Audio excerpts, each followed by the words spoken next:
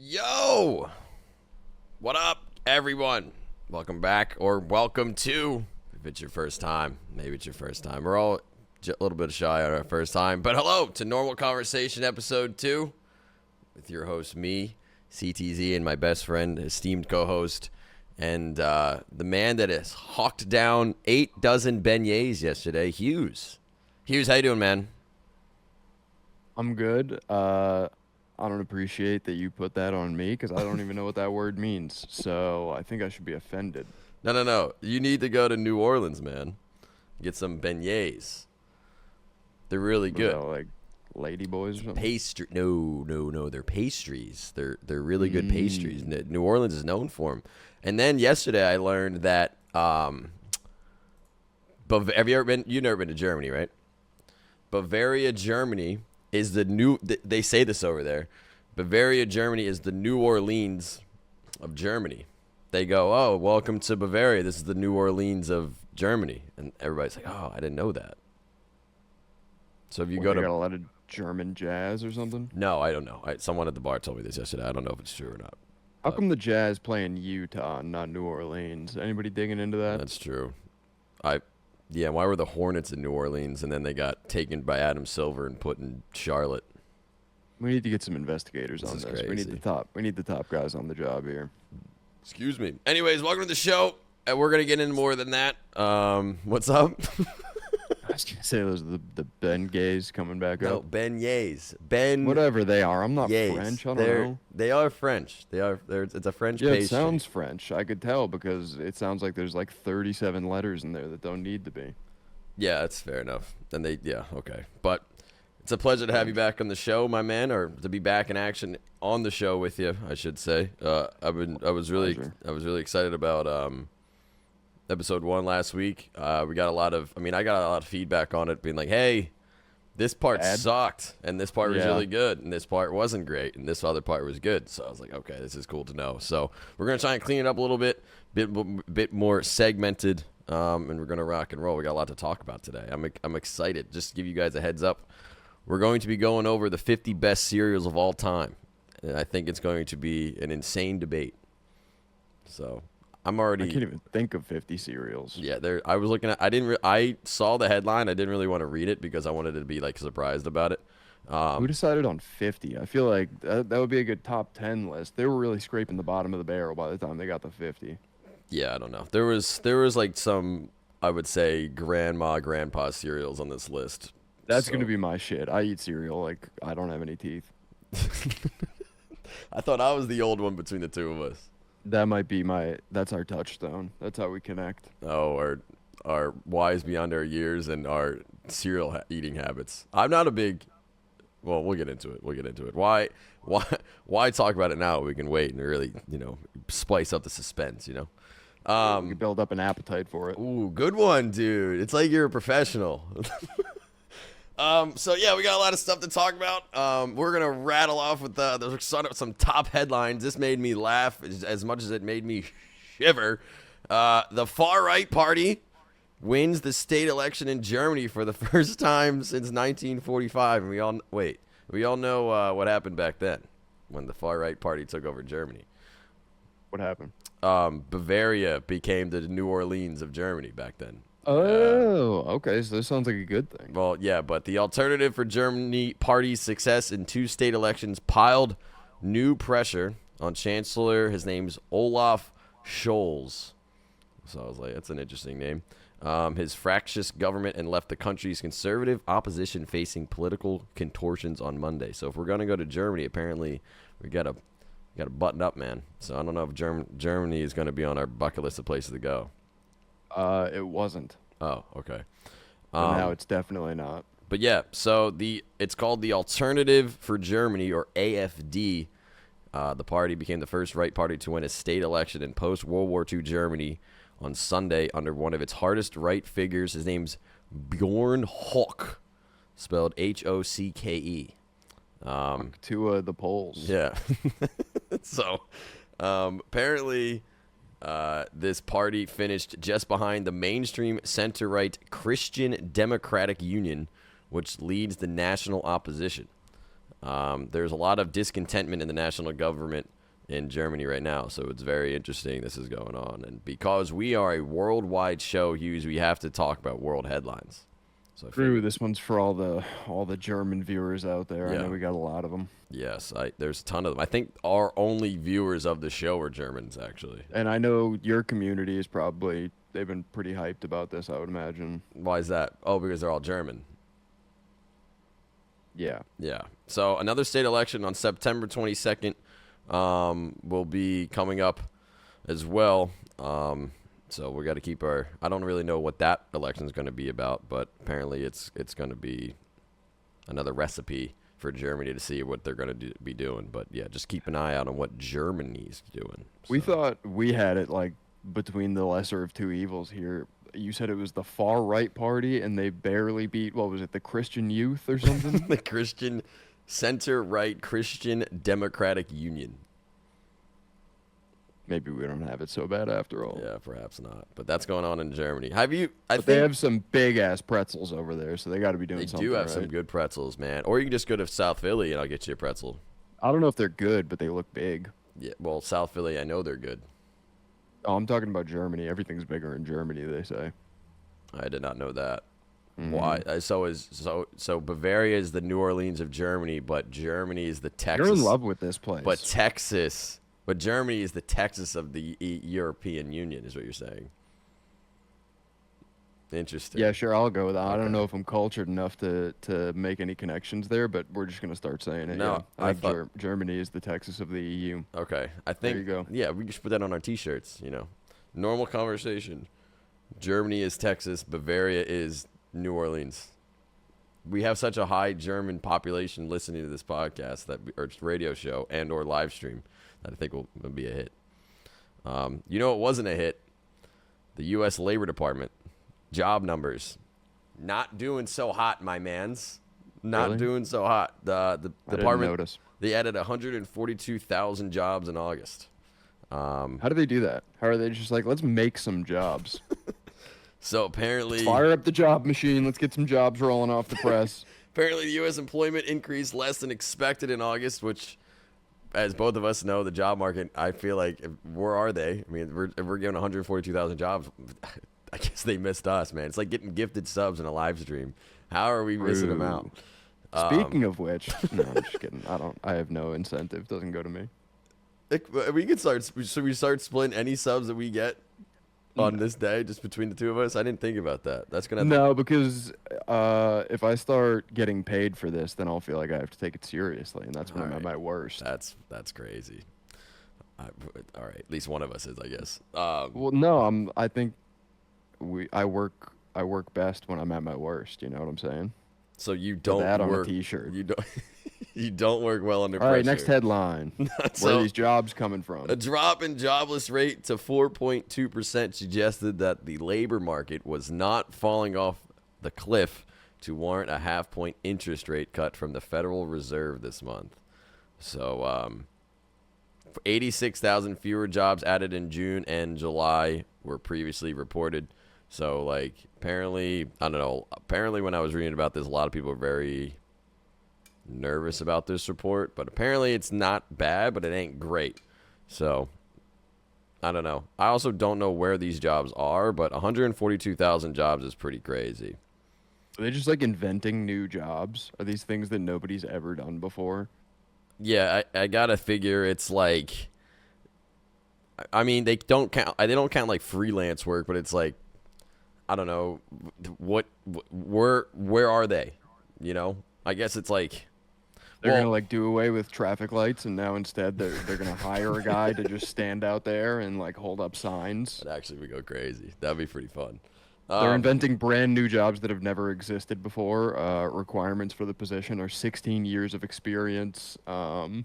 Yeah, 20 years experience to make sure New York City gridlock traffic doesn't occur on your watch, but it's going to because there's too many people here. Apparently, though, minimum wage. yeah, of course, like $6 an hour plus tips, but no one's going to tip you, which we talked about last week.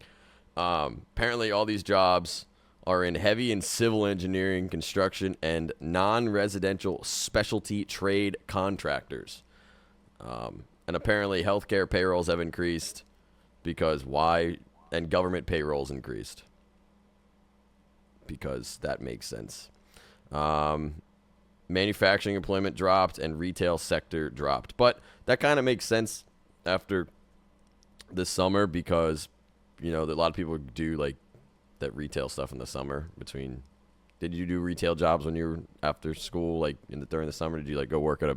No, okay. I guess my friends were weird then. I didn't do it either actually, but I know a lot of people did. But then they're gonna hire for Christmas, or I'm sorry, the holidays. We have to stay woke. If we Come on. if we begin woke, if we wake up, can we be considered woke if we're never asleep? If we're always woke and we don't know what if we're always woke and we're not unwoke, can we be labeled as a woke show? Picking up what I'm putting down here? Not at all. I think you might need some sleep. Yeah, honestly. Nah, I was talking to, well, we'll get into that. Your boy, well, not your boy. I probably shouldn't say that because that's not really a great joke. Trump hush money sentencing was delayed till after the election. So You can't make that joke while I'm wearing this shirt. People are going to take it seriously. Ford Bronco shirt goes crazy. People are going to think I bleed red, white, and blue. I mean, who doesn't, right? So Me. apparently I mean, if you guys have been following the election, it is an election year. We're knocking on the door to a new president. So we'll see who's going to win. But Trump has been in a hush money case. The sentencing has been postponed until after the November election, which is a big deal. It was supposed to be this week, and they were saying, well, if he gets sentenced now and he goes to jail, like how are people going to be able to vote for him and whatnot, yada yada yada. They ended up pushing it until after the election, until November 26th. So that'll be interesting. Say Trump wins and then he gets sentenced to jail would be a very interesting conundrum that only America could find themselves in. So. Come on. Leave him alone, guys. He doesn't need this right now. He's under a lot of stress. He's trying to save the country, and they're trying to take him down. That's true. Like, come on. It's a fucking Have some witch decorum. hunt. It's a goddamn Have witch some hunt, decorum. Man. Fucking. The new date means voters will choose their next president without knowing whether the Republican nominee is going to jail nor whether he will even be sentenced at all. They're trying to get it tossed as well. If they really want to make things interesting, they should gamify it, and they should say, okay, if he loses, he's guilty. But if he wins, light a fire under some people's asses. Dude. Yeah. People, I wonder if that would be more. So many people would go out and vote just to gamify it. It's like people wouldn't vote for him or against him based on his policies. They would just be like, well, we got to vote him into pretty jail. funny, though. Yeah, we got to vote him into jail or like voted to keep him out of jail. That actually would, dude. We just made everybody want to be able to vote. We just fixed the voting We just problem. fixed politics. Yeah, well, I don't know about that. We fixed the voting problem. We fixed politics. We just found out how we can get our boy in office. No, no, who's our boy? You're coming down with me. That's fair. I will go down with you, brother. So Whoa. the federal judge on Tuesday rejected Trump's request to have the U.S. District Court in Manhattan seize the case from this Judge Merchan's state court. He is appealing the federal court decision and has asked appeals judge to halt post-conviction proceedings. So it's been a fucking long time. Obviously, this is the Stormy Daniels hush money case where he gave he's been quote unquote convicted of doing hush money with a former porn star. I was gonna ask if that was the adult woman. Stormy Daniels is. Yeah, definitely adult woman, but Yeah, adult. thank God. What the fuck are we calling them? Adult sex Worker. Porn icon, star. entertainer, Yeah. actor, They're doing their thing. entrepreneur, Yeah, humanitarian. sure. I wouldn't go that far. Well, if She's providing a service for the greater good of some people. if she's putting that pasty motherfucker behind bars, that's humanitarian, I'd say. Yeah, and she's putting Am I allowed to say that? You can say The whatever. FBI The Okay. pasty motherfucker is just observing. I don't know. It might man's be too complexion. offensive. I'm sure a lot of people have said way worse about him. You think so? Yeah, For sure. I feel like I don't hear any. Apparently, you can't call him weird. Apparently, if you the Republican Party nominee or the party is very against people calling them weird. I've noticed, yeah, It's like which is like, it's weird.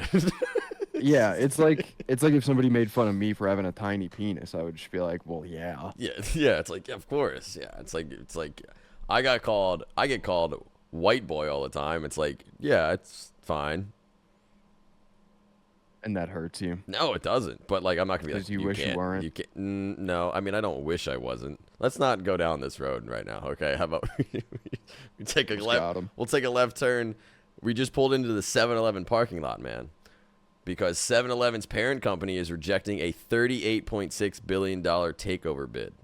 So I know that in Florida, at least where we used to live, I don't recall seeing a lot of 7-Elevens. I just don't remember. They're out there. I just don't recall. I can't tell you the last time I went to a 7-Eleven in Florida, though.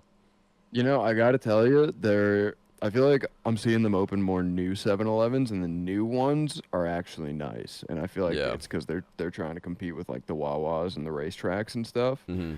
But based on 7-Eleven's track record of how all their old stores look, I don't know how long they're gonna stay nice. Yeah, that's fair. They definitely probably won't say nice. I'm a 7-Eleven adopter now that I live in New York City. There's not one too far from me, and they're every fucking corner. They're like everywhere. They are like a Is virus. that your bodega? You're No. gonna get disowned by the New York community. You No, go to 7-Eleven and call it the bodega. They're like, this No. guy's not a real New Yorker. Yeah, you can't do that. You actually can't do that.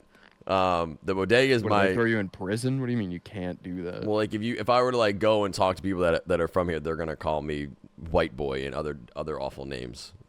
So There's I don't. no other white people in New York. No, I'm just saying. I said Why are you earlier, bringing people were race calling. into Okay, 7 & I Holdings has rejected the takeover offer from Canadian convenience store operator Alimentation. I'm sorry, I should have read this earlier. There is a company called, I shit you not. Hold on, Alimentation Couche-Tard Incorporated. It is COUCHE-TARD. I am not lying to you. I should have read this earlier. Anyways, apparently Hey man, it's probably not English. It's not offensive. it's another Canadian. language. It's Canadian. Oh, so it's French. it's It always French. comes back to the French, Yeah. man. Apparently, they're trying to buy all the 7-Eleven convenience store. Imagine instead of calling it 7-Elevens, everything calls it Couche-Tards. People would start going. Dude, absolutely. Dude, get your Need some snacks. rewards. You gotta go hit the tard. Yeah. So it's the owner of 7-Eleven revealed that maybe I might be pronouncing this incorrectly. Probably, I would probably put money on it. Yeah. Apparently had offered to acquire all outstanding shares for $14.86 per share, which would value 7 & I, which is the parent holding of 7-Eleven, at $38.5 billion. Personally, I think you should never pre-read the articles. Actually, I try not to now. No, I try Yeah. not to now. No, I'm a big fan. I'm a reporter. I'm not a. I'm I a thought you were gonna say messenger. I'm a Republican, and I was just like, we know. That's not what I was gonna say. 7 & I announced a restructuring plan for the company aimed at growing 7-Eleven's presence globally, as well as divesting its underperforming supermarket business. Look, I would take $38 billion. That's just me. I would too. But right now, 7 & I Holdings, who owns 7-Eleven, closed at $2,100 a share, which I think is incorrect. That might not be $2,100. I think that's a typo. But yeah, Could be. Why not? if basically they want more money. They like, hey, we're 7-Eleven. Couche-Tard needs to increase its offer, quote, very significantly, as the proposal does not consider the, quote, multiple and significant challenges the takeover would face from U.S. anti-competition agencies. So, basically, like, I don't know, Couche-Tard's going to Keep own saying it. everything. Couche-Tard. How would you pronounce the word that's COUCHE-TARD? I probably just wouldn't. That's fair. But yeah, so 7-Eleven, man. There's apparently more than 50,000 stores that are generating over $100 million of operating profit for the company. So 7-Eleven is here to 100 million. We're talking about 38 billion for this, though. Yeah, but 100 million in just profit.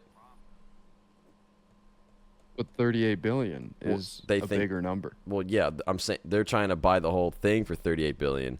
But if you're making $100 million in profit, I guess that's like. Is that a year? Yeah. That's gonna take a couple of years to get your money back on that. Yeah. Apparently, they think it's worth more. So, I don't know. Hey, props to them. Shout out 7-Eleven pizza, though, honestly. 7-Eleven pizza is really fucking good. Ew.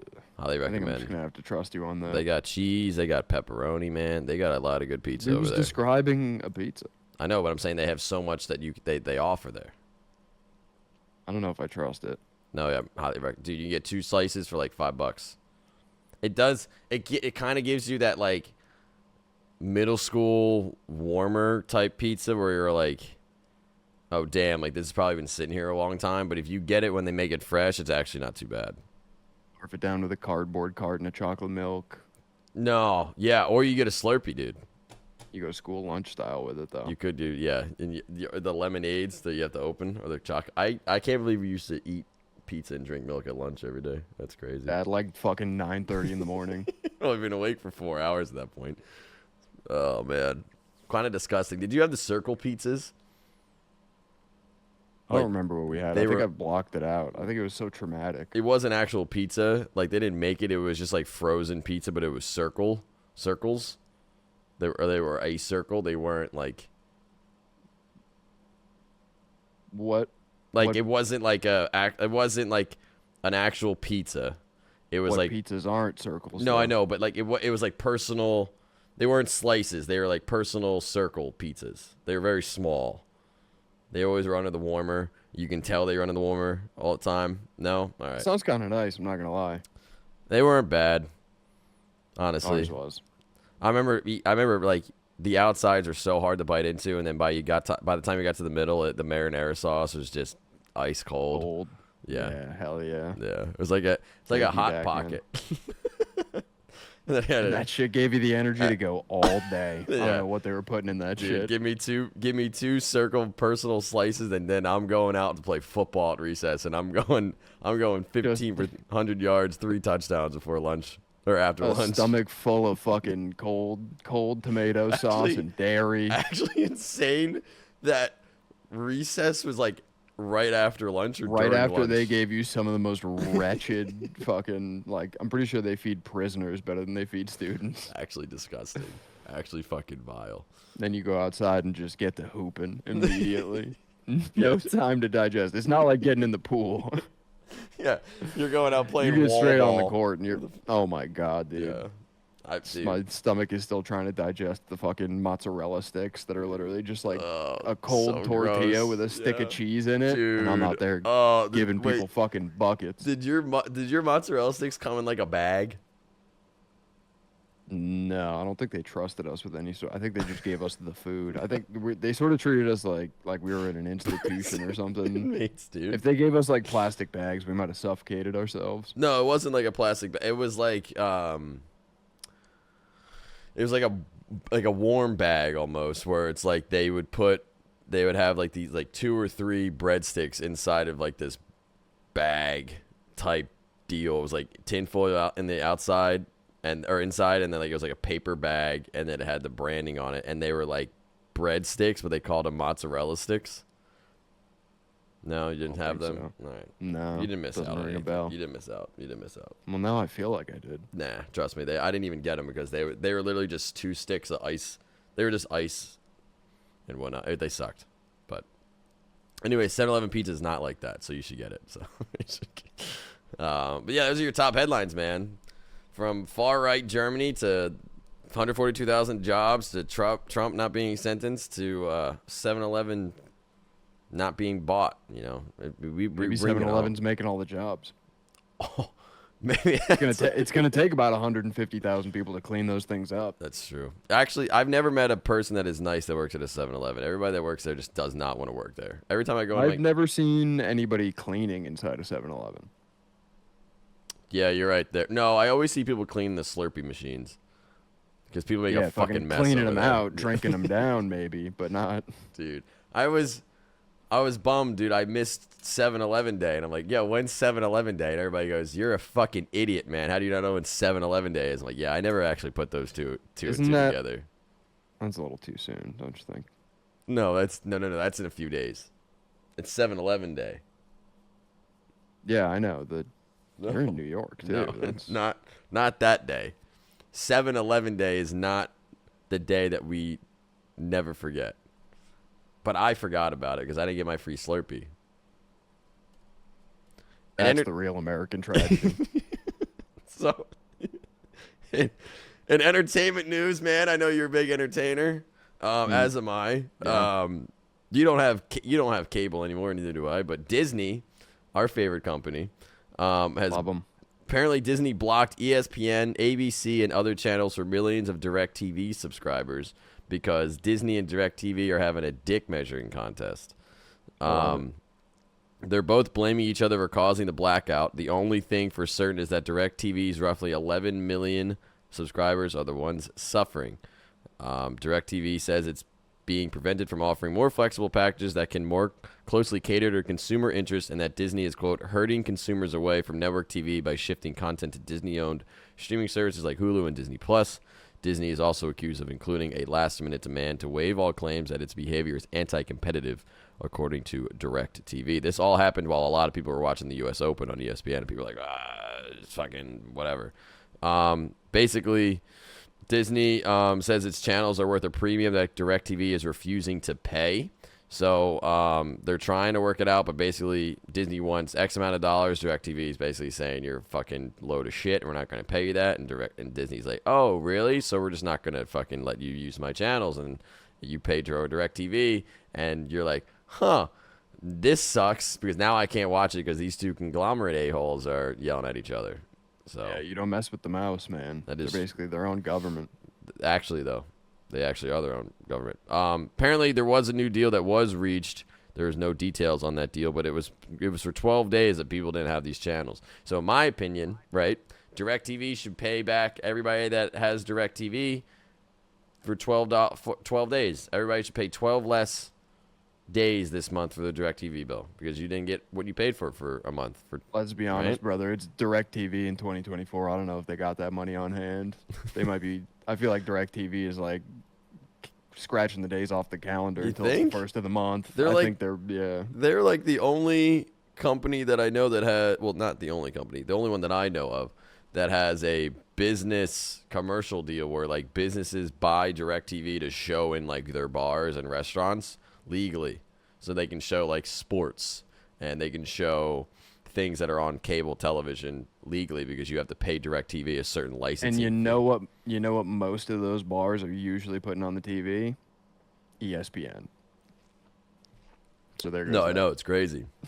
So I was thinking like how many people were at like bars or whatever watching the US Open and they just fucking couldn't because like they lost so much revenue, which is crazy. Yeah, So- it's the fourth quarter. I don't know how tennis. It comes down to the last serve, and it's about to. They're about quarter. to score the game-winning bounce. Yeah, you got I there. don't know. And I then don't know. they My went only- dark. My only reference for tennis is the movie Challengers, and that's mostly just about dudes kissing. So Oh. I've not You'd like seen that Challenge. Why? Is there anything else? Zendaya's in it. Oh, I would like that movie then for sure. Mm-hmm. Okay. Are you a big Game of Thrones fan? You never watched Thrones, have you? Never watched it. You ever going Not to? into that fucking. Not into that nerd shit. You don't like Lord of the Rings either, right? Nope. Star Wars? Nope. Star Trek? Nope. Yeah, me neither. I don't like Harry those things. Potter. I don't watch Harry Potter either. None of that nerd. I did shit, watch Game of honestly. Thrones though. Game of Thrones is good, man. A lot of boobs, dude. A lot of boobs, a lot of butts, a lot of man butts too. A lot of cock. Oh, so much cock. So much cock. Maybe I might have to check it out. Yeah, right. Well, and before you check it out, you could own a piece of it, man. As HBO is auctioning off over 2,000 costumes, weapons, props, and set decorations from Game of Thrones. So, Oh, the nerds are gonna eat that up. So in about a month, October 10th to the 12th, There are going to be the Game of Thrones The Auction. So you can bid and expect it to be a significant event in the world of entertainment memorabilia. That obviously the franchise won over 59 Emmy Awards. It's insanely successful for HBO. But you can bid on what items such as Jon Snow's Valyrian steel sword Longclaw, which is kind of a badass fucking sword. Jaime Lannister's golden hand. This is kind of spoilers for you, by the way. The black leather Tyrion Lannister's Hand of the Queen pin. That's a badass one. You can buy a White Walker, which is interesting. I guess it's like a zombie. I don't know. The White Walkers were like zombie enemies. I don't know how you can buy one though, because I thought it was just makeup. But yeah, I thought you weren't allowed to. Yeah, I thought that was also that's fine. You can buy a dragon egg, shield representing all the warring houses, and then the melted Iron Throne itself. So that's just a handful of them. But yeah, so keep an eye out for it. I'm sure this shit is gonna go for a shit ton of fucking money. Oh yeah. There's some rich nerds who are like fucking Yeah. surgeons by day, furries by night that are going to buy a bunch of that shit. Yeah, there's also a lot of really cool costumes that they actually like. The show itself was very obviously expensive, but it makes sense why it was so expensive. I don't think I really look like any celebrities or actors, but the only one I've really ever gotten was the guy who plays Jon Snow. So Oh, okay, I can see that. maybe I gotta look into it. Yeah, it's that, and also one time in college, a girl walked into our class and was like, "Do you know the Jonas Brothers?" And I was like, "Who do you think I am? What do you mean? Do I know the?" And she was like, "You kind of look like Kevin Jonas." And I was like. She basically just walked in and looked me dead in the eyes and went, "You know the Jonas Brothers?" And I was like, "Yeah." And she was like, "You're the fucking ugly one." And I was like, "Ah, nice, tight, love that." So yeah, awful, she kind of dude. shitted on. She kind of shitted on That's me fucking pretty bad. terrible. Wherever she is out there, I hope she's doing well. Do 'cause you? She owned me. Yeah, she Yeah, that's owned me. fair. You got to give it to her. Yeah, she meant it as a compliment too, which is like even crazier. Do She I just know fucking her?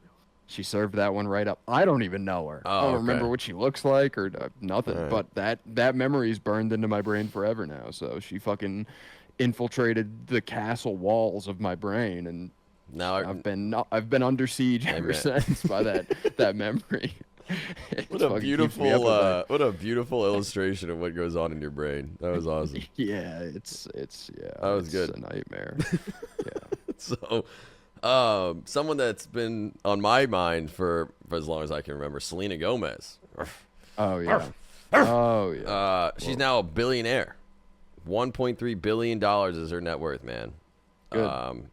Good. I don't know what she does. I don't know how she makes her money these days. She but has, I think beautiful women should all get $1 billion. I think. She's a founder of her beauty company, Rare Beauty. So the 32-year-old is now a billion. And she is. Yeah, true. She has an estimated $1.3 billion net worth. After the success of her Rare Beauty brand, the actress and singer has amassed her riches as one of the youngest billionaires in Hollywood after a storybook career, beginning with her breakout star turn on Disney Channel's The Wizards of Waverly Place. Did you watch that when you were younger? I might have caught an app or two. Yeah. It wasn't in the regular When you rotation for me, but break open that Lunchable, see if it was on the tube.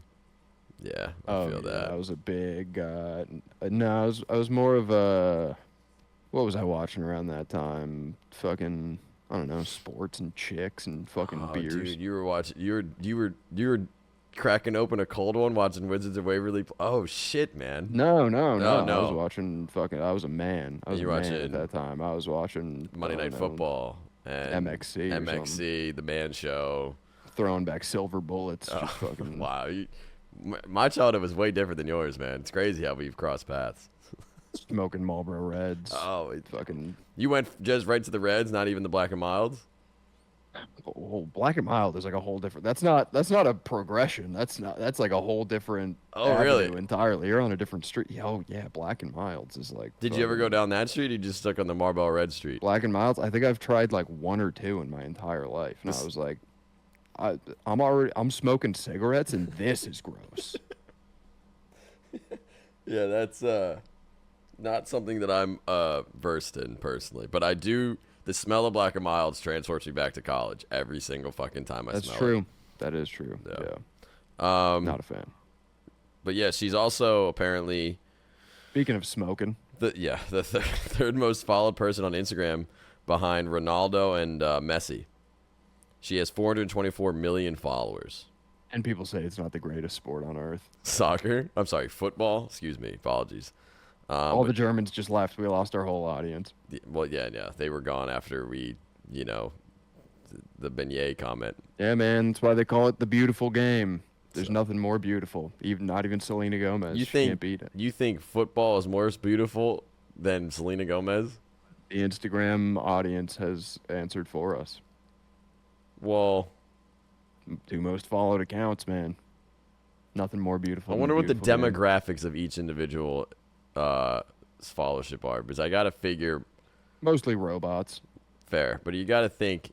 Do you think more men are following Selena or Ronaldo? I was gonna. Ronaldo.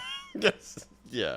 So you would say but you would also think that women also would probably follow Ronaldo, but they're also going to be following Selena, right? Maybe. None of my business what women do. That's true. They can do whatever they want. That is true. They can follow whoever they want, I say, personally. Just Yeah. me. No, I'm with you there. Yeah, we're very. Kind of a revolutionary. I'm kind of a freedom fighter in that regard. Yeah, it's crazy. I that think pretty women should get $1 billion and follow. pretty whoever women they should get want $1 billion, on Instagram. and That's all just me. women should be able to follow whoever they want to follow. Yeah. That's just me. We are shooting up the woke podcast rankings, man. I think we're number 2, right behind Tucker Carlson at this point. So I'm just trying to make up for the Ford Bronco T-shirt and the Trump comments, man. I'm just trying to get back to equilibrium.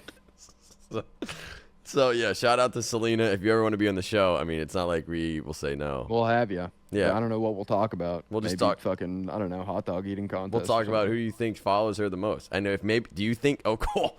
Do you think Selena follows Ronaldo, or Ronaldo will follow Selena? Do you think those two? Ronaldo probably doesn't know she exists. Oh, And I wouldn't be surprised if well, maybe. Okay, She- maybe they know of I each think other. they but definitely know each other. I don't know. Maybe it's like a Cold War. Maybe they refuse to follow each other because that one extra follow might tip the scales. And then Messi's just in the balance, not caring about anything. Yeah, unbothered. Yeah, that's fair. That's my goat. So here's your boy, Joey Chestnut. He beat Kobayashi with a new world record of 83 fucking dogs horked down. Now we're talking. There's nothing more American. Sucking down fucking glizzies, man. Over 8 dogs a minute. 16-time Nathan's famous hot dog eating contest bested his bitter rival in Las Vegas. Imagine having a bitter rival but eating. Yeah, Gonna be nothing me. bitter about hot dogs. Really, it's just kind of bland meat and bread. So But 83 hot dogs apparently- in 10 minutes. the storyline is crazy here as well because apparently Joey Boy actually he's like the most infamous reigning world heavyweight champion of the Nathan's hot dog contest. I don't know if this is still going on, but an article I read said he's actually banned from Nathan's. He is. Yeah, because his own home turf because of a brand deal he has with a competitor. well, not even a competitor. It is 100% a competitor, but basically it's impossible meat, basically, like not homegrown, like it's plant-based. They I wonder the audiences of hot dog eating contests, like people who that's their shit, like that's their go-to thing. I wonder how they feel about that. I wonder if they're like, that doesn't count. That's not real. He's not sucking down real meat. That's not my fucking goat. But then again, people who have an accent like that probably aren't supporting Kobayashi as well. The underrated part of all this is that there is a woman named Carrie Anderson that live tweeted what was going on. So she's just live tweeting hot dog eating Boots on the contest. ground. 3:58 p.m. What was she tweeting? Ate another dog. 3:58 OMG, no way. He just ate another dog. Guys, you're not going to believe Dude. this. He's sucking down these dogs. 3:57 p.m. 4 minutes have passed. Chestnut is still holding a steady 5-dog lead with 43 francs, while Kobayashi's got 38. Chestnut's lead has slowly grown, but Kobayashi's not slowing down. Several members of the Kobayashi side of the audience are in tears. It's clearly a very intense environment. 1 minute later, halfway through the 10-minute period, Chestnut ahead 51-44. 4:01 p.m. Chestnut is pulling away, hitting 70 with 2.5 minutes remaining, well ahead of his world record pace. 4:02 p.m. and he does it. Chestnut beats his previous record with more than a minute still remaining, eating 77 hot dogs with more to go. Dude, imagine being the live tweeter of this contest. I like to imagine that hot dog eating contests bring out like a similar audience to like WWE. There's just people like with signs that say like fucking Kobayashi can suck down my dog and like just die This hard. guy People behind me crying. can't see with this sign. Yeah, Speaking people of bringing their WWE, kids. Rey Mysterio presented the unfinished beef winner Joey Chestnut with his undisputed champion belt. So Mysterio Is that real? Yeah, Mysterio came out and gave him a belt. I didn't even read that. I didn't do that on purpose. Well, Monday Night Raw is going to be on Netflix in about 2 weeks. They're going to Netflix. Everyone's going to Netflix. So it's kind of like a brand. I don't know. A lot of money in that. So I thought it was interesting. I was reading about this dog sucking fucking soiree they were having over there, and the very last sentence of the article was that the next major event to be hosted on Netflix was the Jake Paul Mike Tyson fight. Dude. And I was like, what a smorgasbord of slop they got going on over there. Netflix is really cornering the market on slop Netflix content. is killing it right now. People sucking down fucking soggy dogs, and then a you couple got- old soggy dogs in the ring. Might have a you know what I'm potential talking about. murder on our hands that night. One way or the other, one of them might die. So, but yeah, shout out to Joey Chestnut. Maybe we can get Joey Chestnut and Selena Gomez on the show at the same time. True. Do you think they That would? would be Do you think interesting. they know? You know, you got to think Chestnut knows who Selena is. You think Selena knows who Joey Chestnut is? Oh, of course. Who do you He's a think's legend, more yeah. famous? Joey Chestnut. I was gonna for say. sure. I was gonna say. Yeah, I would put Joey gotta be. Chestnut. Everybody. I think Joey Chestnut might be one of the most famous Americans of all time. He's synonymous with Labor Day. He's You go to synonymous with family 4th of July too. You pull up to the family Labor Day party. Everybody's eating their wet hot dogs, and you're watching it on TV. The kids are running around. They're like, Absolutely. "I'm Joey Chestnut. I'm Joey Chestnut," and they're just sucking down dogs. And inevitably, some kid like trips. He starts choking on a dog, and you got to give him the Heimlich maneuver. And then since he has No. like such little fragile ribs, you break his ribs, and then an ambulance has to come, and No you're in one- the back making small talk, and the people in the back of the ambulance are like, Calling "Oh, were you guys CPA." watching the dog contest? Yeah, we were listening to it on the radio." Oh man, Labor Day parties get wild. No one talks about the two things from that. No one talks about Chestnut's sheer dominance over the sport for the better of 15 years. One of the true goats of all time. The goat of I've goats. been saying. Yeah, and two, I don't think I ever been to a party with young kids go, "I'm Joey Chestnut." I'm just no one. But that's such a funny thing to think about. You're going to the wrong parties. People are like impersonating like batting stances and like, Deion Sanders and how he used to play. But no, I wonder if there are kids out there that are trying to impersonate Joey Chestnut. Yeah, Like- everywhere. On all the other big game days, you wear your jersey, but since they don't wear jerseys for hot dog eating contests, it's usually just like an Oscar Mayer T-shirt with like stains on it. That's the Joey Chestnut jersey. I don't like wet bread, so that's the one thing I can't. Oh, nobody does, but you just gotta want it. Yeah, You that gotta, is- you gotta. It is also I mean- so gross to watch that shit. Nobody wants to like get brain damage and forget their mom's name, but people love playing football so much that you just gotta want it. That is true. What a fucking you're firing all cylinders today, man. You're connected everything. Couple more things for entertainment news before we take a break. Movie Beetlejuice, the Beetlejuice fucking sequel, $110 million domestic opening. So Michael Good start. Keaton reprised his role as the ghoulish prankster. Did you like Beetlejuice when you were younger? I did. It was a little. It's definitely right in my zone of things that I liked as a kid, but I don't know. I think maybe it was too like theatrical. And I know that sounds stupid to say about a movie, but I mean like theater kid theatrical. It's sort of like a Rocky Horror Picture Show. It's sort of like, I don't know. It seems like that. I'm gonna leave that for the theater kids. I don't want to appropriate, but Understand.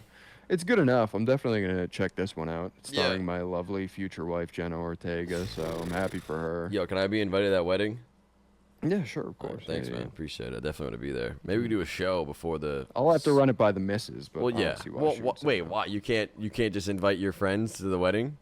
Well, we just like to communicate about these kinds of things. I know it'll be a yes, but just because you Oh, know I it's going to be a understand. yes doesn't mean that you assume. You Yeah. know. Okay, that's fair Hmm. enough. That's Yeah. very that's. I mean, that's why she's marrying you. You're just stand up guy. You know, you gotta Yeah. even Yeah. run it Yeah. by Yeah. her. Yeah. And I'm marrying her because she's filthy rich.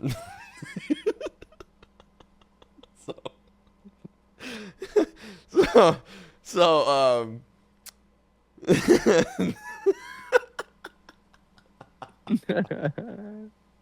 I'm just kidding. I wouldn't say I that was, about I was not about prepared. my That my fucking. beloved, I was not prepared for that. That was good. my soon-to-be betrothed. How is she? Is our age or is she younger than us? He's our age. She's our age. Yeah. All right. I didn't know she was like 25 or like 30. So, anyways, She's just been around so long. So such a dominant run, you know? I don't Wednesday really. Adams, I only know her from Miller's Girl, Wednesday Adams. The Fallout. Was she in In You? one of my favorite horror movies, X, she was in You. She's the one that's like, you want I wish to she fuck was a in me. 15-year-old. Oh, That that's one, it. Yeah, you know? yeah, yeah. That's a good. Yeah, I was. That's That a was good. her. That's a good fucking. She was in the Scream remakes. Yeah, I saw that. She's everywhere. She's everywhere. So, Beetlejuice, in the UK made 9.6 million. Mexico with 6.5. Australia even made 2.6. So that's just the foreign launch, and then in the North America, it crushed. It actually was the second biggest September opening of all time behind fellow Warner's 2017 R-rated Stephen King's adaptation of It, which made 123 million. It is a fucking horrific Powerhouse. thriller movie. That I'm not a huge horror aficionado like you are, my man, but the first one back in like I don't know when it was first made, but the old one, that movie fucking stuck with me for a long time. Long time. The fucking blood's shooting out of the sink and like the clown and the fucking grates and the balloons out of the sewer grate. Dude, it like All of it. All so of it. it's riveting. Pennywise, right? That's his name. That is Clown. him. So, Yeah. but yeah, It. apparently it's His a name really is good. It. Oh, okay. Well, yeah. Well, but it's a good movie. So I know you said you were gonna think about seeing it. I probably will not see it in theaters, but I don't really have. That's the one thing that I miss about having like you around or anything, or like when I was in Tampa or whatever. I don't really have a movie person around here. Oh, Yeah. if I was gonna go see a movie at the theaters, I prefer to go alone, anyways. That's interesting. I always like going with at least one other person. I like. I feel like it's weird. It's a weird outing to go with other people because it's like, all right, let's all get together and sit quietly and watch Well, a movie on a Yeah, big I screen always and like not talk to each other. Like, in high school. I loved going to movies because like I'd pick up my buddies. We'd pick up two of my buddies. We'd like quick something to eat, go watch, see a movie, drive home. You know, it was like fun. get some girls, get some hand action. Nah, I never got any. I never got any action in a movie theater. Did you? Probably not. No, I don't. No, No, I, don't I think so, definitely no. didn't. I remember being in the theater with my friends who were getting action, but I was not. Hell yeah. Yeah, nice. I was like, and you were like, Night hell yeah, dude, you get stroked, bro. That's Dude. my boy over there. Getting fucking That getting was hand action. Night at the Museum, man. I remember it. Night at the Museum 2. 7 of us went. 6 people got action. Wow. So basically, everyone but you. Yeah. That was the 7th Yeah, movie. hell yeah. And I just Good wanted for I you. just wanted to go to the movies. I really wanted to see the show. And they're like, "Yeah, you come." But I was the only Well, one not everyone to come. else Yeah. will. Yeah. But yeah, Beetlejuice in theaters now, which would be cool. Let me know if you go see Go it. see it. And speaking Yeah. of which, a trailer for another movie did not go over so well. The Minecraft movie with Jack Black and Jason Momoa received mixed reactions. So a lot of these video game movies we're now seeing not do so well. So like the Lego movie, the Lego Batman movie was pretty good. The Super Mario Brothers movie was apparently really, really good. I didn't see it. Apparently Sonic is very popular. And now, we had the Last of Us adaptation TV show, which has been like gripping, very good TV show. But now you're starting to see some fucking swing and misses, man. Borderlands, Wet dog shit. horrific. And now why are they making a Minecraft movie is my question.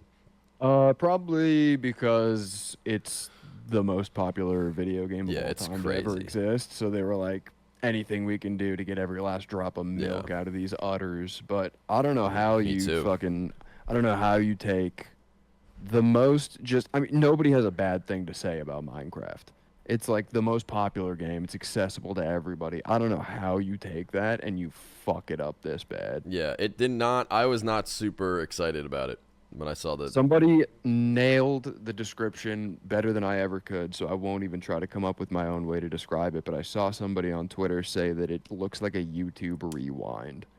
And it perfectly explains that weird, uncanny Yeah. way that it's framed and shot, and it just feels so corny. Yeah. Yeah, It's a good way to bad. put I it. don't know. Can't wait to see it. So, it's a stacked cast. Like even Borderlands had a stack. Like Kate Blanchett and Kevin Hart were in it, and fucking Jamie Lee Curtis. Jamie Lee Curtis was in it. Bobby Lee was in it. Like that's a Yeah, I don't understand why they chose a bunch of 60-year-olds to be Yeah, I in don't the know. action adventure video game movie. And my favorite character in Borderlands, not the movie but the TV, was Claptrap. I mean I love Tiny Tina, and I loved the fucking guy that just cursed all the time. He's like not Marcus the ammo guy, but the guy that he was like some roided out dude. He had that whole what's his fucking name, man? Hold on, let me look it up. You talking about my boy Krieg? He's the Yes. psycho. No. The No. psycho? No. He was an NPC. No, I don't know. He just yelled at you all the time. Mr. Torg. Thank you, Santa. Mr. Torg. Tiny Tina and Mr. Torg were my favorite characters. Mr. Torg isn't in the Borderlands movie, and Tiny Tina sucked in the Borderlands. Like, she was horrific in the That's movie. sad. And I gotta felt bad say, for the actor, because I feel like I the loved actor... Yeah. I loved all the Borderlands games. I think we played 2 and did we play all Played of them? I 1, think we 2, played and 2 3 together. Played all 3 together. together. I really enjoyed those games, but somehow I remember absolutely nothing about them for the most part. But I will say, Handsome Jack is such an underrated antagonist Yep. of video game history. Honestly, one of the best of all time. I gotta say. Not even mentioned in the Borderlands movie, by the way. I was gonna ask. That was gonna be my follow-up question. Not even. The writing in that game could get a little cumbersome. It could be a little, dare I say, corny. But that Yeah. voice actor, whoever it was that did Handsome Jack, he fucking sold that shit so well. He was amazing. Even in the spin-offs, what was it called? Handsome The Jack pre-sequel collection? or whatever. The pre-sequel. Yeah. Yeah, man. No, he was... What a fuck. Borderlands 1, 2... Borderlands 1 was really good, obviously. Borderlands 2, I think, is the best story and game. Borderlands 3 was a great game. Horrific story. Tiny Tina was kind of like that. It was good. Yeah, I know you didn't play it. I played it. Good gameplay. It was just awful storytelling, and it dragged the fuck out. It definitely seemed like a DLC rather than a game. This is why I would love to be an executive in the entertainment industry, because you just basically like you take whatever you can get your grimy, grubby little hands on, and you Yeah. make a bunch of terrible, terrible decisions. You drive it into the ground, and then you're like, all right, $100 million bonus this year, boys. So are we gonna see the Minecraft movie together, man? You wanna go see it? Let's get Yeah, shit for face sure. plastered and go to the Little hand theaters. stuff. We could see if people are interested in doing hand stuff with us. Maybe build See if some. people are trying to build see if our anybody's blocks. trying to punch our trees. You know what I'm saying? Yeah, I'd be down to see that. All right, we'll see what happens. But Yeah, no, I'm not gonna do that. oh, well, there goes I'm my. not going to the. I'm not giving them my money. to All right, go to I the guess I'm not theaters. gonna. All right, that's fine. Well, that's entertainment report. Now you're entertained, not just from It us, is. but you're also educated. Educated and entertained. That's our tagline. Maybe. We'll Anyways, workshop it. yeah, we're gonna take a quick break. We got a very, very interesting couple things we're gonna run by you guys and debate on. We got the 50 best cereals of all time, as well as teen vaping and mobile phones apparently do not give you cancer. News to me. I'm surprised by this. There was a reason why I was using it so much. I figured if I keep using it, it'd speed up this whole thing, you know. Put my brain in the microwave. But you're listening to Normal Conversation. We're gonna take a quick break. Probably be back in about 5 minutes. 5 minutes good for you? Works for me. It's more time than I need. But yeah, you listen to Normal Conversation with me, CTZ, and my best friend Hues. We'll be right back after this quick break. Yo, welcome back to Normal Conversation. I am your happy to be here host, CTZ, and my pal over on the other side of the country, Hues, man. We're bringing you episode 2 of Normal Conversation. It is becoming one of my favorite things I get to look forward to every week and plan for every week, man. It's kind of like 2 hours to just shoot the shit with my boy and come up with some fun stuff to do and talk about and get to hang out with some cool people. Quick shout out to everybody that's in the live stream right now. Our boy Snack Pack's here, Hues. OG. The homie Eggs is here. OG. Santa's here. I'm not sure if Santa's kind of a new member of the community, newish. Santa's been around. Yeah, the actual Santa's here. Shout out Santa. Lee's here all the way from the other country. Shout out Lee. Germany? Yeah, Cannoli Man's here, also an OG. And then Atlas was here earlier. Sharpie just stopped in. Sharpie just gifted 5 subs. We got to split that revenue now, Hues. So 75 cents each. That's huge. Thank you guys for being here. If you guys are not listening to this live, obviously you listen to this on wherever you may be listening to. If you want to be in part of the stream, you guys we're live every day on Twitch, or live every weekend, twitch.tv/CTZ. We do the show. We're going to do it once a weekend right now. Once a week we're doing the weekends. So maybe we'll get some extra time in our hands, get a little success. We'll do it maybe more than that. But right now we're going to stick to this schedule for a little bit. So yeah, if somebody wants to sponsor a second episode, then by all means. That's true. That is true. Money's kind of tight right now until that Beetlejuice money comes in, and then I get half. From Jenna Ortega, of course. Yeah. So, but no, shout out to you guys. Thanks for being here. I appreciate all the feedback. If you guys have any ideas for us, please run them by us, man. This is going to be a fluid show. It's going to be the same kind of idea every week, but different content every single time. So it's a gender fluid show as well. Absolutely. I mean, why not? Fucking everything we'll fluid. We'll have anybody on the show. Yeah, we'll do it from a pool too if you want. So at least I will. I don't know. Should I do it for my shower one day? If you just showed up one day and you were like in a pool or a hot tub or something, I think that would do really well. Yeah. That'd be fucking hilarious if we just fired up the show, camera turns on, and you're just in your trunks, just wet, soaking wet. It's not even my pool. There's anybody that I know. You're just like you're at like a Motel 6 community pool or something. New York City public pool. Just wading through needles and baggies. Yeah, that'd be crazy. Honestly, I wouldn't put it past people in New York City to do a podcast from a public pool. You could be the innovator. You could start that trend. I could. But yeah, so as I said, I love preparing for the show and getting some stuff. I think that'll be really fun to talk about with people and just with you in particular. I mean, I can talk to you about anything, my man. But Complex came up with a very interesting list of the 50 best breakfast cereals of all time. So segment 2 and segment 3, if you guys are new to the show, whatever, we kind of dive into, we call it investigative reaction. So a lot of studies come out, a lot of lists are made, a lot of things come out and stuff like that we want to just basically talk about and we, react to it, I guess you want to call it. But I'm very interested to see how you think this list is. I already have a gripe with number 50. I'll rattle them off. We don't have to go into like why they're ranked the way they are. We'll just rattle them off. 50 is going to be a little bit, so we want to get through the whole list.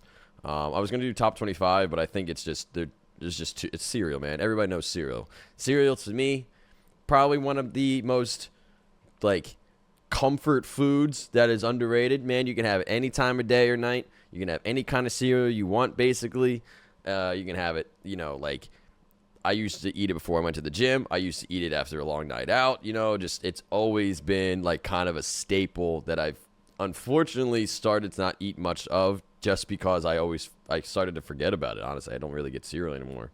So cereal after a long night out is kind of a crazy move. I'm not going to lie to you. Just a stomach full of liquor and milk. Dude, a fucking cold bowl of Cocoa Puffs at like 2 in the morning go fucking absurd, bro. I'm telling you, man. I bet your time on the bowl goes absurd in the morning, too. But I'm not worried about. I'm only here for that cold bowl of cereal, and then I'm passing out real quick. That high, you're chasing that dragon. Yeah. Maybe I'll start experimenting with eating it at other random parts of my day, like during a workout. Or like... Just running on the treadmill, there's fucking milk spilling everywhere all over the guy next to you. So... You're just slurping it out of the spoon. So apparently cereal is over 160 years old. And the first gold cereal was introduced in 1863 by, quote, some religious conservative vegetarian who also happened to be an upstate New York abolitionist and farmer named James Caleb Jackson. That's your guy. Yeah, apparently he's my boy right there. I'm also a New big fan Yorker of John Harvey and a Kellogg. Republican. And you probably love Ferdinand the Oatmeal King Schumacher. So they're like, you know, it's like Jesus Christ, John Harvey Kellogg, Michelle Obama, Moses, Joey Chestnut, and Ferdinand Schumacher. I think they're like the 6 pillars of American way of life, you know. Yeah. In no particular order. Only like I think one of them was American, maybe 2 of them. Yeah, Jesus. Yeah. Yeah. Okay. So, number 50 right off the bat, one of my favorite cereals of all time. So I'm kind of butthurt by this. Frosted Mini Wheats. I fucking love Frosted Mini. You put them at okay, they're not the 50th best. It is a top 15. I mean, you got to think about how many cereals are out there on the market, man. A top 50 spot might be like fucking. That's like you might get drafted to the fucking NBA and sit on the bench, but you're still up there, you know. But I think 50 is too low. It should be higher. Or not everybody. It should be top 25. You know, it's a great cereal, not everybody can man. be Aaron Aflalo. Some people. Who the fuck are you? Your NBA obscure knowledge is absurd to me. Okay, Frosted Mini Wheats at 50, introduced in 1969 by W.K. Kellogg's. So, that's number 50. It's an old person. Here's thing, man. 49, Weetabix. Never heard of Weetabix. I thought that was a whole brand. Weetabix is long, ridiculous bars that turn into mushy quicksand in your bowl. So fun fact, when I was a kid, my childhood home was sort of at like the top of the town, and I don't mean that in like an old timey like we're the top of the town, but like the whole town was like on a big slant on a hill. So literally the street to get to our house was like just up staircase to heaven and shit. So our backyard was at the top of a giant cliff. It just dropped off. It was very dangerous, but it was pretty cool. And at the bottom of that cliff was a Weetabix factory. So like on the weekends when they were chefing up the Weetabix, it just smelled like cereal and shit, and it was, oh my god, it smelled so fucking good. That probably sounds really fucking good.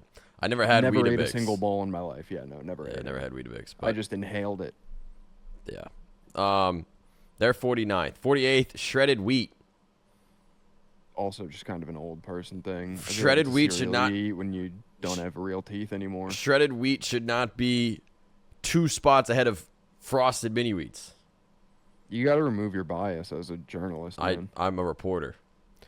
47th, Quaker Oatmeal Squares, brown sugar. I feel like this is what you would eat. You're an oatmeal guy. I'm an oatmeal guy. I'm a fucking oatmeal. I think I have some in the cabinet right now. Coming in at 46 is Go Lean Crunch.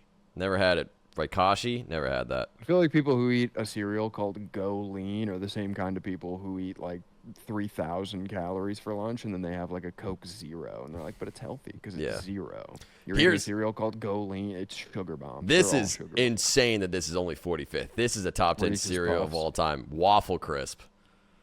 Oh my. I used to eat that until my fucking fingers were pruned with that sugar. Waffle Crisp it's no Cookie Crisp though. No, you're right. But oh man, I used to inhale Waffle Crisp when I was younger. I would eat that dry. I would just eat it like a snack. Guy. I'd eat that dry. I would get home from my Sunday morning soccer games. I would fucking fill up a big old fat bowl of Cookie Crisp. I would watch some Danny Phantom. Damn. I was living the life. I'd come home from like summer baseball camp at like 3 o'clock and just like shower, get a box of Waffle Crisp and watch like Rugrats. Dude, Sunday mornings, cartoons, Cookie Crisp, some Virginia Slims, a highball.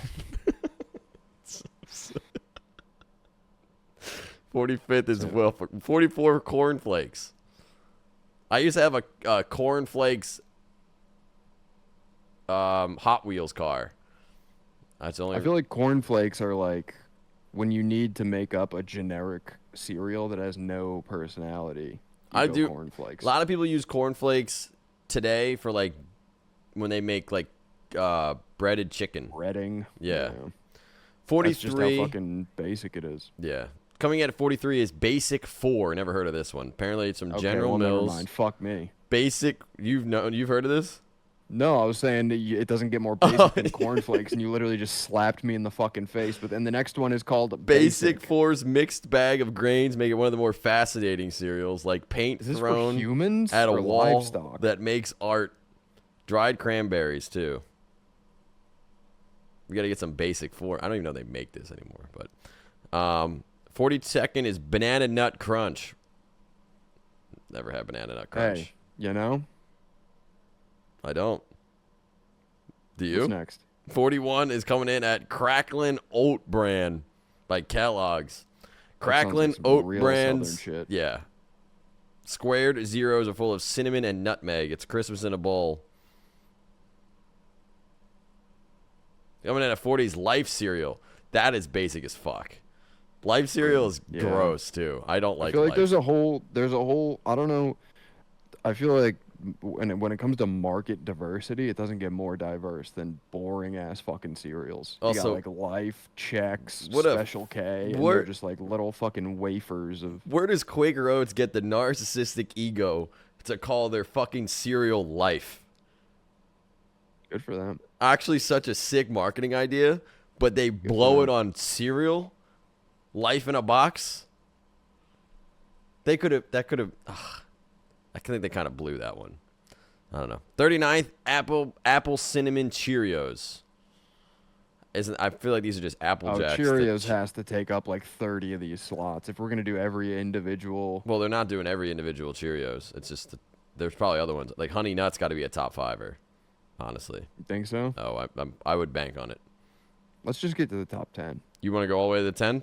I want bangers. Nobody. These are old person. Well, here's also one of my favorite. When it coming at 35th is s'mores. Did you ever have s'mores cereal? Oh, I used to eat cereal. No. I used to eat the shit out of that dry as well, man. That sounded Even so just sexual. regular s'mores, and be honest, not Dude. great. It was like a graham cracker sugar and like a graham cereal piece, and then they had marshmallows.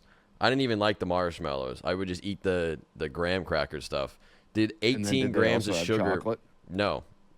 Oh, Well, just there was. not I guess there s'mores. was a little bit of chocolate in the graham, but it was really just that like that graham cracker crumble sugar that just fucking was crack cocaine to me when I was younger. So you want to go? Well, let's do top 15 then. Dude, Raisin Bran Crunch coming in at 32. my goat. Yeah, 32 is. My goat. I Yeah. fucking love Raisin Bran Crunch. I know I've been shitting on old person cereals the whole time. I don't give a fuck. You can't talk to me. Raisin Bran Crunch is like my go-to. I think we should stick. We'll just run through it a little bit faster. 31 is Cheerios, regular Cheerios. Wow, fell off. You think so? Cheerios. 30th That's is like, Kix. Did you ever have Kix? I used to eat Kix when I was younger. That's just fucking off-brand Etsy Cheerios. Kix was, I think, before regular Cheerios, wasn't it? Not too bad. If you're more Kix- popular, you're... Kix introduced 1937, regular Cheerios introduced 1941. There you go. Must suck when somebody just does the same thing as you, but better. 29, here's a hot take for me. I'm not a fan of any of these cereals. Captain Crunch, Peanut Butter Crunch. I don't like Captain Crunch. Not a Captain Crunch guy. That came in at 29. I used to fucking eat Captain Crunch until it would cut up the inside of my mouth. That's 29. 28th is Cinnamon Life. Fuck you. 27, Count Chocula. I remember I Count Chocula. was gonna make a joke about Count Chocula being on here. I'm actually surprised. I feel like that's such a '90s cereal. Very vintage. Yeah, so I always remember going to like Walmart when I was younger, and you would go down the cereal aisle and you'd see all the ones in boxes, and then you look down like the bottom two shelves, and they had bags of Count Chocula, and I was like, and it would be like 3 times the amount of cereal for like 3 times less or 3 less the price, and it was Like just dog food for children. literally just and people would be like, yeah, that Count Chocula, man, it's like the off-brand Cocoa Puffs. I was like, what's the difference? Mom was like, nothing. Yeah, Cocoa Puffs doesn't even have a cool character as a name. Cocoa Puffs doesn't have a fucking vampire. They got a bird. What's its name? Literally nobody Cuckoo? knows. I don't even think the people at Cocoa Puffs know. Isn't the guy's name Cuckoo? Maybe. Cocoa knows. Puffs mascot name is his name is Sonny the Cuckoo Bird. Terrible. Never Yeah, that's heard of fucking life. terrible. That's Nobody's talking about that. They blew that one. He's got nothing on my boy the Count. 26 Honeycomb. You ever have Honeycomb? Oh, are they the ones that had the little fucking Tasmanian devils? Yes. I never had Look like Honeycomb. germs. I remember seeing the commercials for it. 25th is Corn Pops. Coming Corn in at Pops, Corn Flakes. 24th, kind of low here. Reese's Peanut Butter Puffs. You're a Reese's guy, not a Reese's? Reese's, yeah. Reese's, excuse me. 24th seems low. Say it how you want. It's free country, my man. I feel like Reese's should be like top 15. Maybe top 5. Yeah, you put him your top 5. I guess now that I'm thinking about it, I ate all these dry. I ate all these cereals dry. I was never like a milk guy. You know why though? Because every time I would go to get milk, it was always like spoiled or we didn't have it. So I just kind of learned. I just kind of learned to just eat dry cereal. That's an obstacle, but I mean, fucking Corn Pops, Corn Flakes. My dad, my pops was a bit of a flake when he went to get milk and didn't come. Yeah, I don't know. This bit's not going anywhere. Apparently, just an interjection from Snack here. I have to say. He says, the Sunny fandom is going to come down on you like the fires of hell. I'm sure I can handle all 4 of them. So, 23 is Special K, which if my name was spelled with a K, that would have been my nickname in my entire life. But you could be Special C. No, it doesn't. That doesn't sound as great as Special K. You could be Central C. That would be a cool nickname. Central C. You mean my political takes? Yeah, somebody should use that for something. So I like Special K. They had Special K. They have a bunch of like versions of Special K that I like the chocolate ones, Chocolatey Delight, and they had like the red berry ones that were really good. And then they had like a vanilla bean crunch too. They had some good shit. 22 is Cocoa Krispies. I'm a fan of regular Rice Krispies. I'm not a huge. I don't like. It just was too much chocolate for me at the time. Too small. They don't have the bulk. Yeah. They don't hold milk well. They're not built. Yeah, that's true. They don't. 21 Fruity Pebbles. You a Fruity Pebbles guy? Never really the same. They're wafer thin. Yeah, I never really got they sog up too quick. You know, when they're under the big lights, they just don't have what it takes to perform. They're definitely like a 4th, 5th round pick. Like on the shelf, they look great. Garbage time. Like you take your starters, you're putting in Fruity. Yeah, on paper, they look great, but when it's time to shine, when it's really time to put them in the game, they just flounder. Yeah, so true. Number 20, Honey O's, which sounds like someone made it when they were having an orgasm. Just nice, so true. I wouldn't know. I've never heard that. So they basically just borderline illegally copied Cheerios, I guess. Yeah. Quaker Oats did it. I mean, Quaker Oats, man. There's probably there's some motherfucker. That's probably like mob mentality between these like conglomerate cereal brands. Like Kellogg's, Quaker Oats, General Mills. They all got motherfuckers that just fucking hate each other. Oh yeah, they're getting people killed. Yeah, they're getting people killed. Over this cereal shit. Ransom shit. They got kidnapping people. They're like, I bet you it's extremely fucking competitive. Oh yeah, you don't want to. You better fucking love. Yeah, they're big suits. Get into the cereal game because get ready for a life of. I mean, you need to. It's like, I killed your shit, man. I was like, I eat your stuff skips a beat every time you turn the key in your ignition. You don't know. It's it's serious out there. Pipe bombs and fucking There's I'm a full believer of that. Number 19, French Toast Crunch by General Mills. I don't know if I ever had it, but I can get behind it. A sibling of Cinnamon Toast Crunch. French Toast Crunch is a nice alternative. I'm not a huge French toast person. I don't like French toast. I'm just not a big fan of anything French. Fries? Not even French fries? They're not really French. I don't know. Well, neither is French toast. Is French toast French?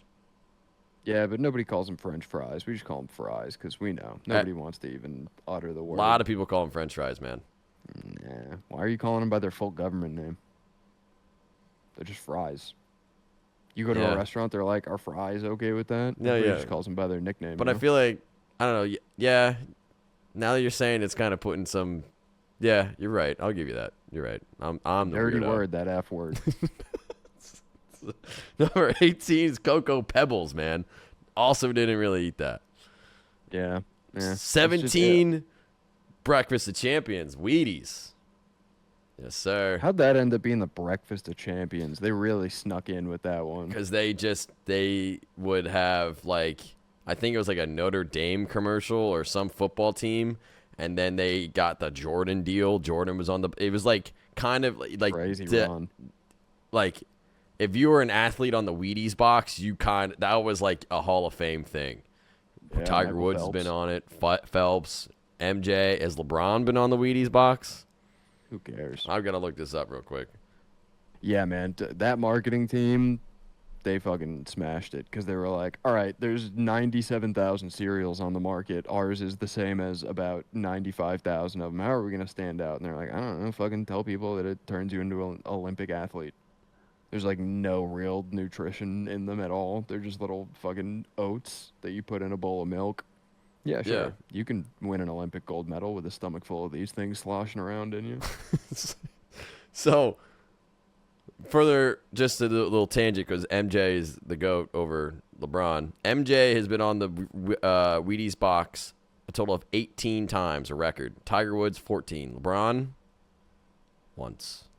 These are the stats that really That's matter. what People aren't matters. bringing No this up one's enough. bringing this to Whenever the the table. GOAT conversation comes up, this is the statistic that Absolutely. people really need to be pointing to. We can close the book on absolutely. this one. Same wavelength till we die, my man. Number 16 is Rice Krispies. Rice Krispies Treats cereal. I wonder if it's I'm more different of a than Rice fan of their Krispies. treats. Yeah.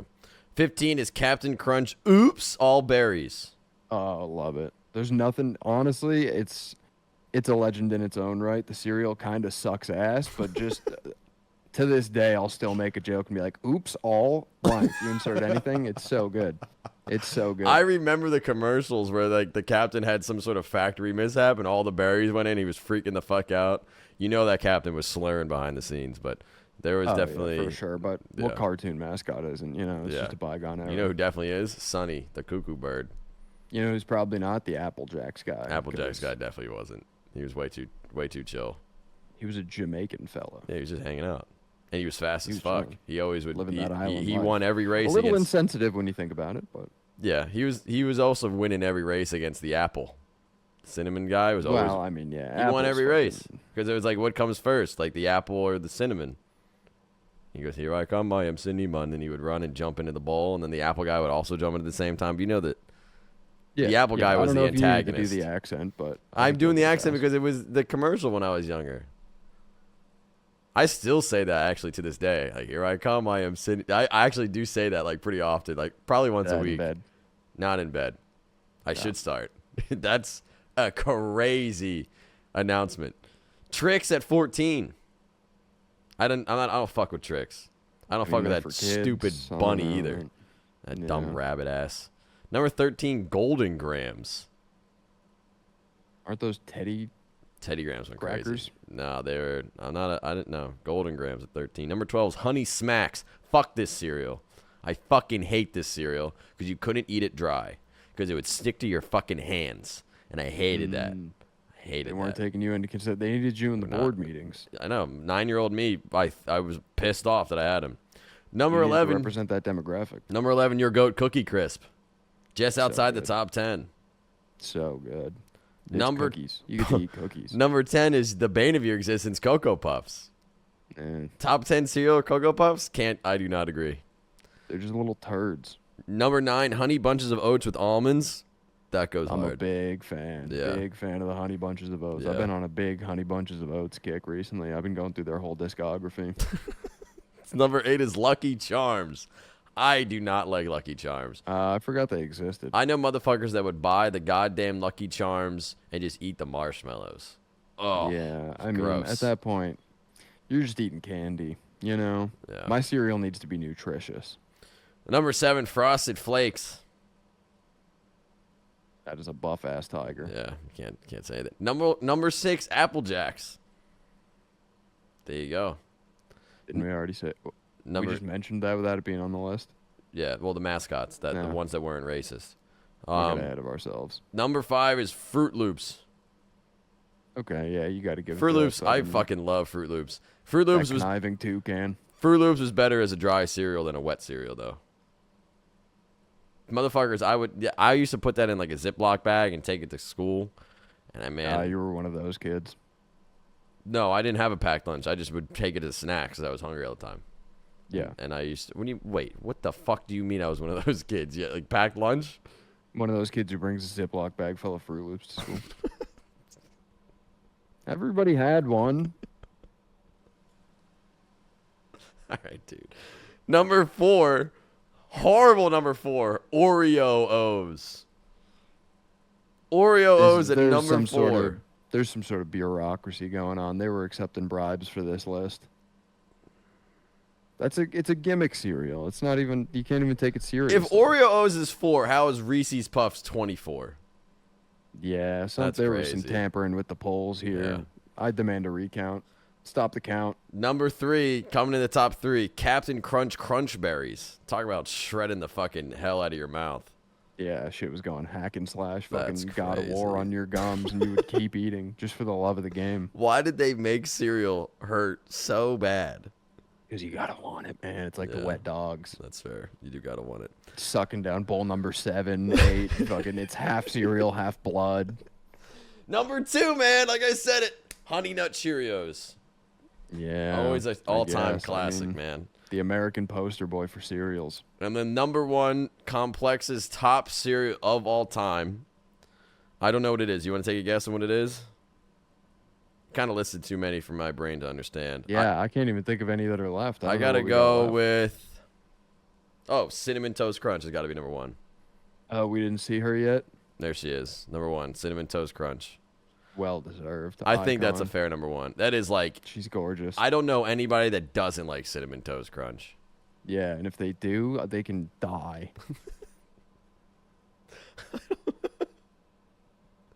I Cinnamon Toast Crunch is like fucking A, man.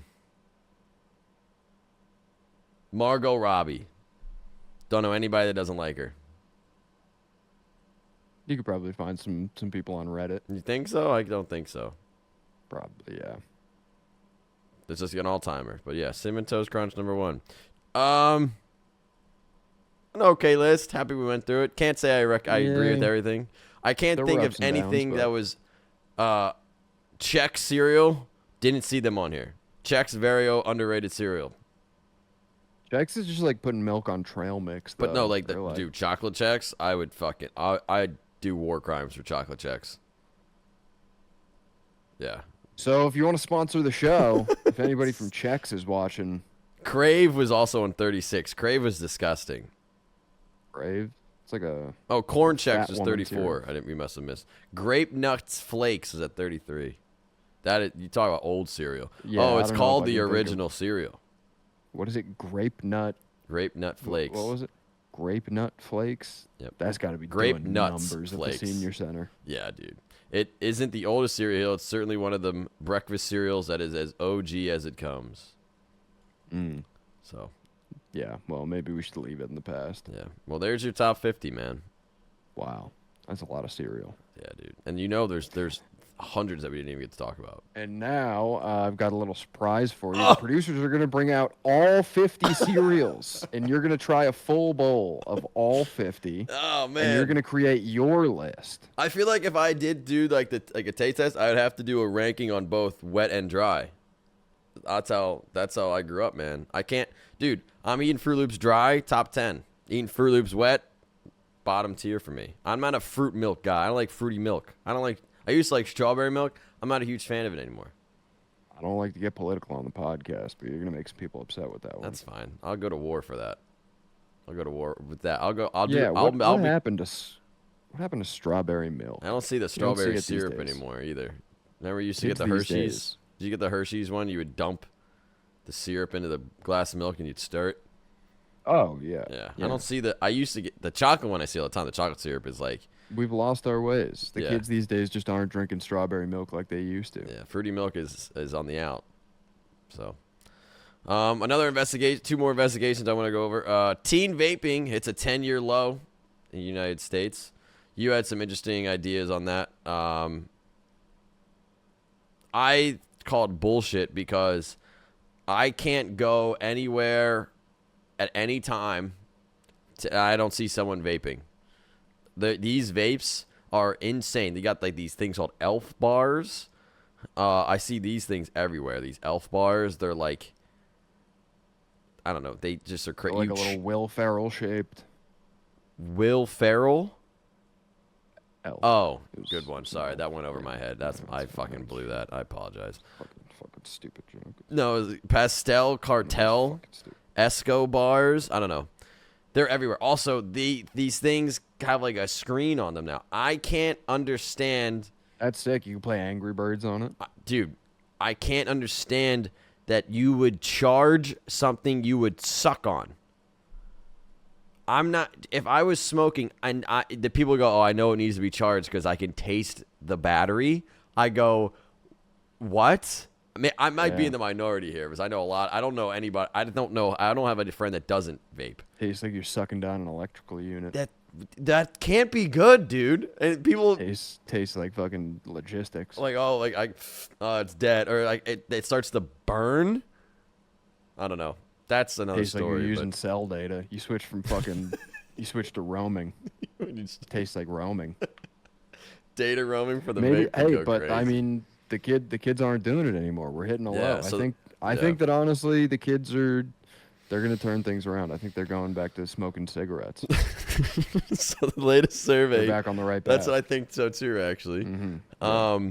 The latest survey numbers show that teen vaping fell around 6% this year, down from 7.7 in 2023. More than 1.6 million students reported vaping in the previous month, about one-third the number in 2019, when underage vaping peaked with the use of discrete high-nicotine e-cigarettes like Juul. They all died. Yeah, I was going to say that either.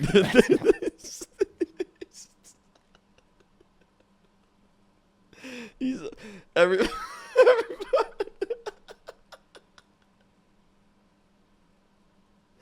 Yeah, everybody. Yeah, they don't have as many people to survey because they're all fucking dead.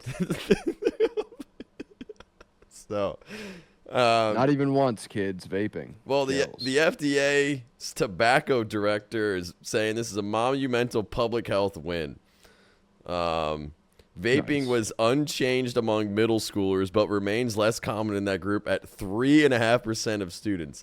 3.5% of middle schoolers are ripping fucking vapes. Is crazy.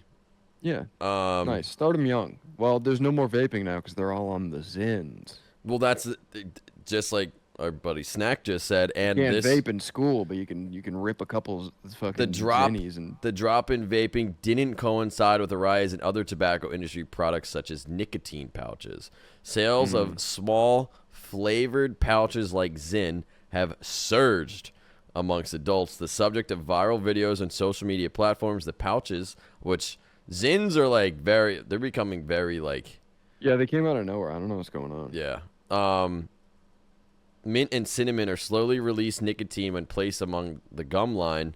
This year's U.S. survey shows about 1.8% of teens are using them, largely unchanged from last year. The federal survey involved more than 29,000 students in grades 6 through 12 who filled out an online questionnaire in the spring. Health officials consider the survey to be their best measure of youth tobacco nicotine trends. Officials from the FDA and CDC attributed the big drop in vaping to recent age restrictions and more aggressive enforcement against retailers and manufacturers, including Chinese vaping companies who have sold their e-cigarettes illegally in the United States for years. Yeah, get them out of our country. Yeah, get We need TikTok to get and them back these, on good old-fashioned Yeah. American tobacco. yeah, Marlboro Reds, man. That's what we need That's what back. I'm talking about. Dude, I've never smoked a cigarette. I hope to never smoke a cigarette. Personally, I know a lot of people that do. The coolest fucking advertisements of all time are Old Time Marlboro. Oh, the They Marlboro made Man, yeah. cigarettes look so fucking cool.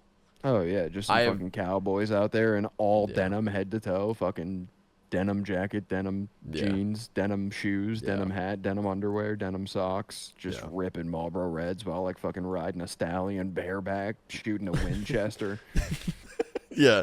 killing somebody because they stepped over your property Yeah. line. Like, cigarette marketing is like the coolest shit to me.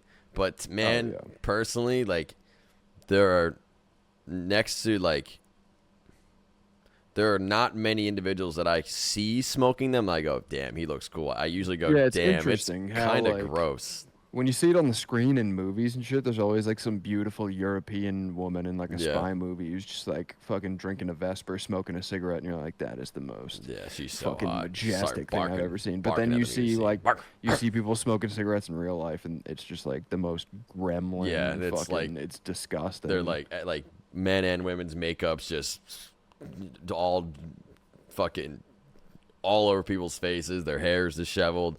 They probably having the worst night of their lives. Like, people use cigarettes now as like a vice rather than like a oh yeah, enhancement. that's new. That's new. People Well, are just I now- shouldn't say now, but like how it's depicted in it's like usually like I need to relax instead of like, oh, let's enhance the night. It's like I'm gonna fucking jump Yeah. off this ledge if I don't fucking rip this fucking bogue real quick. Yeah, I So, never really understood the correlation there. I don't feel like that's. Yeah.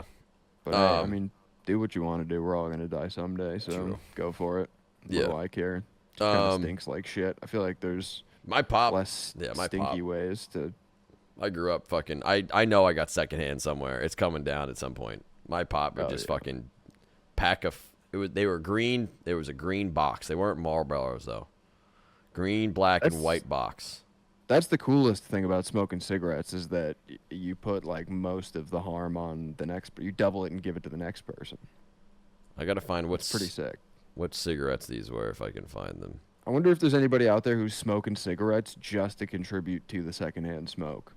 They're like, I don't want to be smoking these, but I gotta put this in the next guy's lungs. Somebody's got to do it. I'm doing my civil service. Oh, cool super longs. Is that cool with a K? Yeah, Yeah, I've seen K. those. The O. It looks like an infinity sign. Yeah, it's L. like the Audi. My pop, you'd walk down the basement, and on down the basement, like it was an old time like house in South Philly.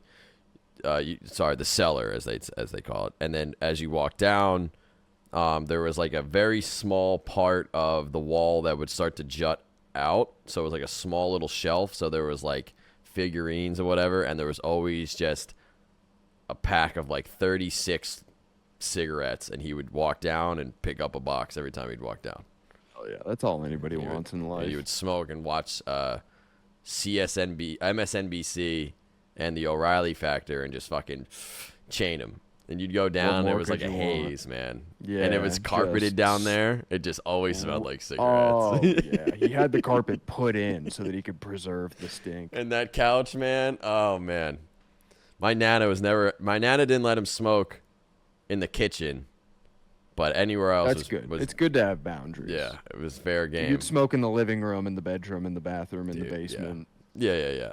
I mean, not the kitchen. Yeah, dude, I vividly remember how much I'm like accustomed to it. Like I kind of like the smell of cigarettes because of it, just because I grew up with it. You know what I mean? Like I like the smell of gasoline. I like the smell of Well, cigarettes. Gasoline smells amazing. It's just it's very interesting.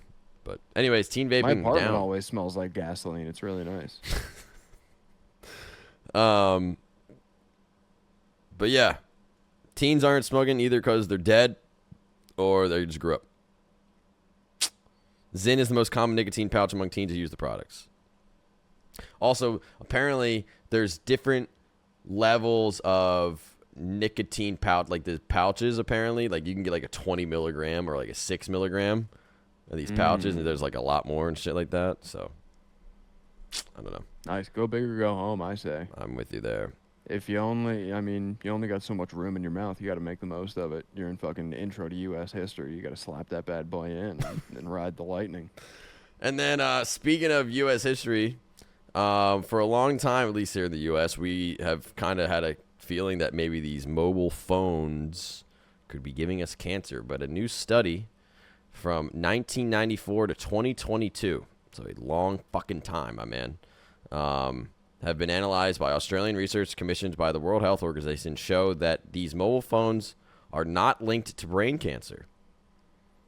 So I think Wow, our who'da brains thought? might be okay. So I've just been all these years, I've been sleeping with my phone under my pillow for no reason. Yeah, seems like it. but this Australian Radiation Protection and Nuclear Safety Agency, known as ARPANZA, reviewed, examined this group, examined more than 5,000 studies, from which the most scientifically rigorous were identified and weak studies were excluded. So this final analysis they came up with, over 63 observational studies in humans published between 94 and 2022, show that the evidence does not show a link between mobile phones and brain cancer or other head and neck cancers. So keep on using those phones. You know what I'm starting to kind of see pop up more? I thought it was kind of bullshit. I still think it's kind of hyperbolized in today's social media, is the iPhone pinky.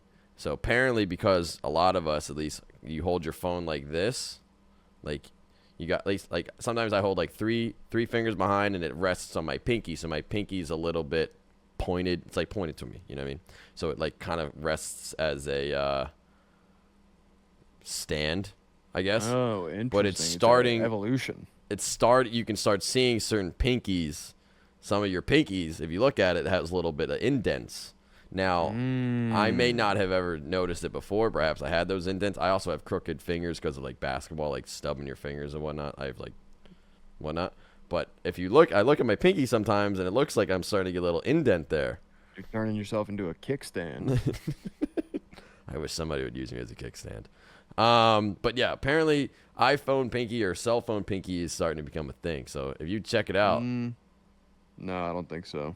I think we can dispel that. I've seen you use your phone, like you hold it kind of like how, like, you don't really hold it like like how I'm demonstrating. I know if you're listening to this audio. Oh yeah, only. I double hander. Yeah, you're a double hander. I'm a double hander. It's like, I don't know, it feels comfy. It's like when you got like a hot cup of hot cocoa in the winter. That's that's a cool way. I've recently been trying to not hold it, so I try and grip it. And then I'll like just put it down. Yeah, I grip the fucking shit. I grip the fucking choke this fucking thing out. So keep an eye out for that iPhone pinky, man. That was nice. I'm glad we did that. I needed to get that out of my system. Yeah, I mean you're going down with me, right? And then so that's investigative reactions, man. Those are the 3 things I wanted to go over today. Wow, you learned something new, right? Those investigations. We're running a little bit over on time here, so we got to speed up a little bit. Yeah, let's hurry this thing up. The so, producers are in our ear fucking. Verizon nearing a deal for Frontier Communications. So, we have Spectrum. I can't change. I don't know if you can, but Frontier is down there in Florida. I can't change. I've been trying for years. Okay, that's fine. And then, did you want to talk about Concord? Because you wrote, quote, Concord sucks big cock and balls on an intergalactic scale in the show notes here. Did you want to elaborate? Do you want me to take this? I feel like we could leave it at that. Oh, just that everybody knows. Everybody's heard it. Everybody's heard the news. It's the worst game of all time. Really? 200 people played it. I mean, I found a game called Shatterline. Have you heard of it? No. Yeah, me neither. Nobody ever has. And is that Discord Call of Duty game we were playing? No, that's Crunker Strike. That's the greatest game I've ever played. Slander it. I'm not slandering No, I don't know. This game came out. I've never heard of it. You've never heard of it. Nobody's ever heard of it. It peaked in players 2 years ago at 21,760. And Concord was published by Sony. Shout out Sony. I love Sony. And it got like Sony's. I love Sony though. I don't know how that even happens. Sony's great. It had to be an Sony's top 3 company all time though. Okay, why are you are they paying you? Why are you chilling for them so hard? What the fuck is going on? You sound like you're brainwashed. I just you like turned Sony. into like a Scientologist. I'm just manifesting good things to the company. I said it and it like triggered you like you were a sleeper agent. Because I grew up with Sony, man. I'm a Crash Bandicoot kid. I have nothing bad to say about Sony. I'm a Crash Bandicoot Their business kid, man. practices are all above board. I fucking love. Did you download Concord? I didn't play it. No, nobody did. All right. I would be. It's like one of the rarest. I mean, it's a collector's item. Taken offline September 6th. Director Ryan Ellis said, quote, while many qualities of the experience resonated with players, we also recognize that other aspects of the game in our initial launch didn't land the way we'd intended. Concord will therefore be taken offline so Sony developer Firewalk Studios can explore options, including those that will better reach our players. The game will be removed from sale immediately, or has been. Physical refunds are attached trickier, but players can check with individual retailers to obtain a refund. It was pulled less than 2 weeks after launch. Wasn't it in development for 8 years? Its debut...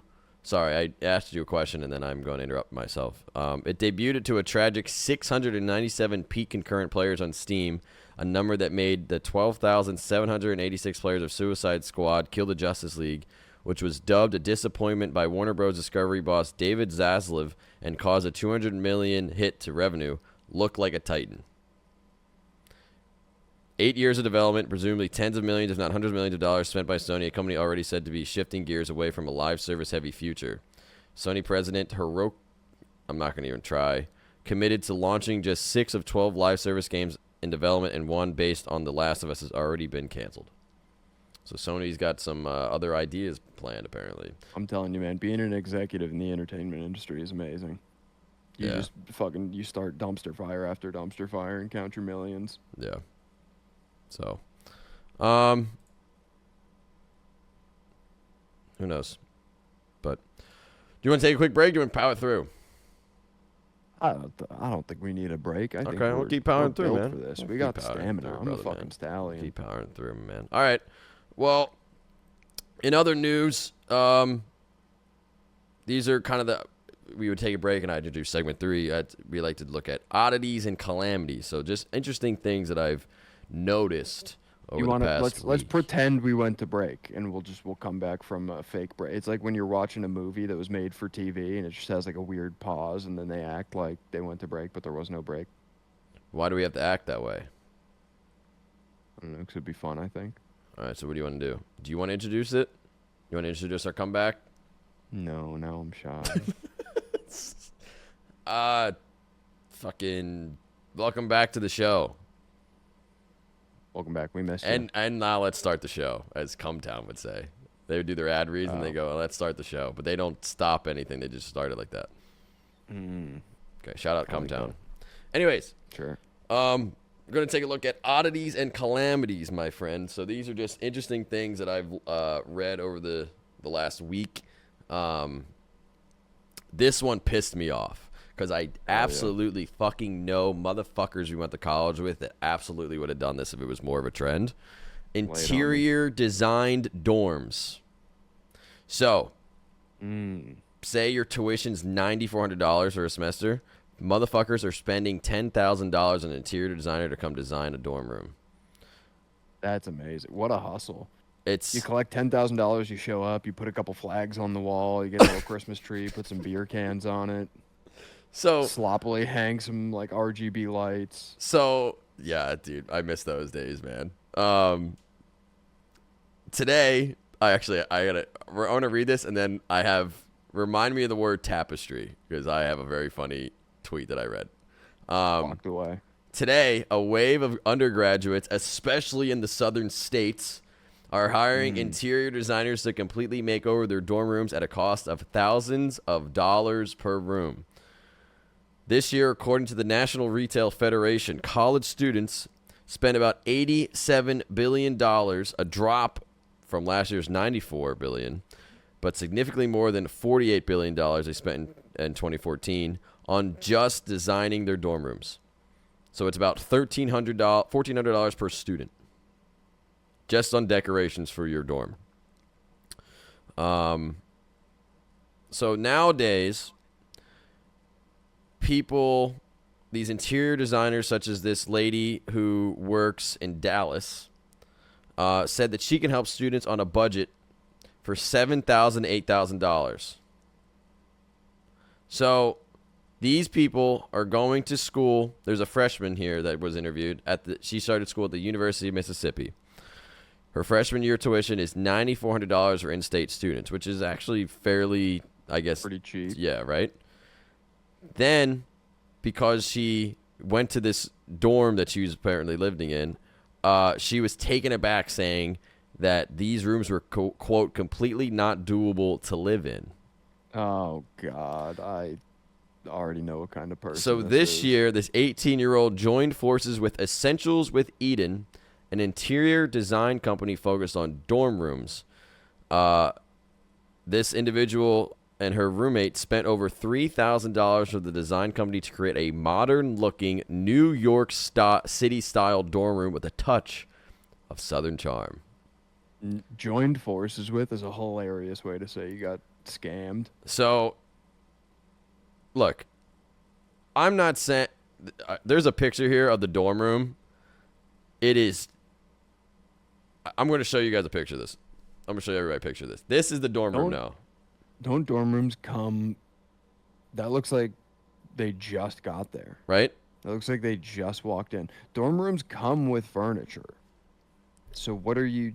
Yeah, they come with... They're just giving you a rug and a couple potted plants, and they're like, all right, that's going to come out to about $3,000. Dude, when I moved into Tampa, I lived at McKay Hall. It was like newly built McKay freshman year. Where did you live freshman year? I lived in a building called Smiley. Oh, you lived in Smiley? Because everybody who lived in there was everything but. Because they were like half a step below. Smiley was bad, dude. Smiley was bad. Yeah, I think we had like black mold. McKay was when I moved in. We couldn't touch the walls because the paint wasn't dry yet. But it wasn't that. I mean, you was 2 people in a dorm room, 4 people shared a bathroom. You had their suite mates. So, but I mean, you had like a desk and a bed. And they gave us closets, I think. But, like, I didn't fucking need a lot in a fucking freshman dorm. I lived... It was kind of fun to start living in, like, a 250 square foot thing. I just needed a comfortable bed. I had, like, nice sheets. That was, like, the only thing I splurged on was, like, nice sheets. But this individual said, this interior designer, said she had more than 200 dorm clients requiring 25 seasonal employees. So it is becoming a trend. She charges $10,000 per room or $5,000 per student for the full service, which requires this Mrs. Montgomery and her team to arrive on move-in day and put together the rooms from scratch. She charges $100 for the initial consultation where the young women, because it's almost always young women apparently, go through fabric options and chat about their goals for their dorm room. Most of the students are looking for the custom bedding and drapery, a fancy cabinet to hide the mini fridge and microwave, wallpaper, and a matching headboard, but some have bigger expectations. Put a gun in my mouth and blow me away. There's so many disgusting rich dads around the country going, you spent what on what? Dude. You just moved in yesterday. I can't believe that we were just praising the kids. Maybe they're going to take it, and they are spending mom and dad's money on fucking freshman dorm decorations. These kids are out of the demographic now, so these are the ones that were vaping, and it killed all their brain cells, and this is what happens. And here's the fun of it all. You know that, unfortunately, how college interactions go, and you know that the scum of the earth individuals we also met at college and the scum of the earth guys that we knew went home with these girls, they're not going to give a fuck, and it is going to be it's already going to be like a disgusting case of mom and dad's money where these scum of the earth individuals that we knew, both men and women, are going to all pal around and start. It's going to be like a cliquey thing, and it's going to get gross. And they're going to think that their egos are going to get even more inflated. It just bothers the shit out of me to think this is where you go into freshman year at a time where you're supposed to quote unquote discover yourself in college and figure it out and find your friends. And you're already, dude, I would not be friends with someone that spent $10,000 to decorate a dorm room. Wouldn't do it. I probably would. Sounds easy to get money out of them. I don't know, man, but well, I don't know if I would be friends with them, but I would hang around. If you met me and I was like, hey, man, get some lunch money out of them. Freshman year, I was like, hey, come over. I just got I got a brand new oven in my dorm room that are a brand new I was like, hey, I spent $10,000 in my dorm room. Would you come over and hang out with me? Yeah, I would come over and I would be like, damn, all right, hell yeah. And then after I left, I would be telling my friends for a week. I would be like, this guy's a fucking idiot. I just can't believe it. It's a dorm room. Who fucking cares? I just can't believe it. So hey, I mean, some people do not know what money's worth. It's just another reminder that sometimes people grew up with so much money that they're like I said, it's a dorm room. They come furnished. So it's not like you're paying for furniture. You're paying for somebody to come in and like lay down a rug and hang a couple like fucking potted plants, maybe change the curtains. These motherfuckers are spending dollars to get custom built nightstands so they can hide their microwave and mini fridge. Why do you need to hide a microwave and mini fridge? You don't want anybody to know you have that. That's embarrassing. Dude, I remember when I first got to school and I bought milk and I couldn't fit it into the fucking fridge, man. It ain't that fucking big. Yeah. It's also hilarious to pay all that money to hide that stuff because that's like, as a college kid, you don't have a kitchen, so like you're using that all the time, and now you just made it harder to get to. You just paid money to hide something from yourself that you like. I had like 250 packets of ramen under my bed in a box from like Sam's Club. That's like I paid somebody $10,000 to remove my bathroom and move it down the street. So now you can't see my disgusting bathroom when you're in my apartment. I just have to leave and walk down the street every time I have to go to the bathroom. Yeah, remember like on Dave, it's like no shit. If you shitting, you ain't coming on the bus. No shit on the bus. You don't shit on the tour bus. That's crazy. Yeah, no going to the bathroom in my apartment. We don't have a bathroom. That's disgusting. So bathrooms are gross. I mean, maybe you can find yourself a sweet Southern belle that's putting $10,000 into her dorm room. Apparently, that's where I'm spoken for. Oh, sorry, Mrs. Ortega. Hey, put some respect. If Mrs. Ortega was putting $10,000 in her freshman dorm room, I wouldn't have been friends with her. So, you're a better man than me. Well, that's a hypothetical, and we don't deal in hypotheticals here. That's true. We only deal with the truth and reality. Well, the truth and the reality is that the breakdance community hates Ray Gun, and she has apologized to the breakdance community for her backlash to her Paris Olympic performance. Everybody hates Reagan. He fucking ruined No, Ray Gun. Ray crack on the street. Ray Gun. Oh. Ronald Reagan is dead. Ronald Reagan. Ronald Reagan. That's her Black father. Ops 6. But yeah, Rachel Gunn has apologized for her disgusting performance. Yeah, her disrespectful. It's anytime somebody has to apologize for anything on the internet, it's always kind of hilarious and shameful and embarrassing. But it's so funny to have to like go to sleep that night and just like when you're alone in your room and you're disconnected from the world, you really got to lay there and think to yourself, I got to a point in my life where I had to issue a public apology to the breakdancing community today. Like, do you think she's where's your life at? Do you think she was like, what up? Word up. She did My it bad. through dance. Yeah, she thinks she broke dance into the apology. It's like that lady, wasn't there? There was like a content creator girl years ago who was like messaging minors or something, and her apology Dr. video Disrespect? was like a dance routine. No, Oh, he doesn't have an yeah. apology. He has an excuse. He's on an excuses tour, not an apology tour. But no, she just made a video of like her doing like interpretive dance. It was like, I'm sorry, I was messaging little boys. Like, how does nobody... Yeah, that was This bad. is why you need good friends in your life, because if bullying. nobody stops you and goes, you're gonna do what Fortnite with emote that? on the fucking... No, like... Yeah. Don't say anything. Default dance Just while you're like, disappear. sorry for grooming children. This doesn't work Yeah, that she way. was like, she was hitting the orange justice, being like, I'm sorry I touched those kids. Did she do it well at least? Not well enough. See, if you're gonna do it, you got to be pristine in that dance routine. If you're it was like, you got it to be wasn't good. real dancing. It was just kind of like wine drunk white woman like listening to Whitney Houston in her apartment, just kind of like moving. Gotcha. It wasn't very impressive. Yeah, it was sounds miserable. Honestly similar to our buddy friend of the show Ray Gun. Oh, I didn't know that. Is Nancy also Friend a fan? of the show, avid listener. Yeah. Oh, I hope Nancy's.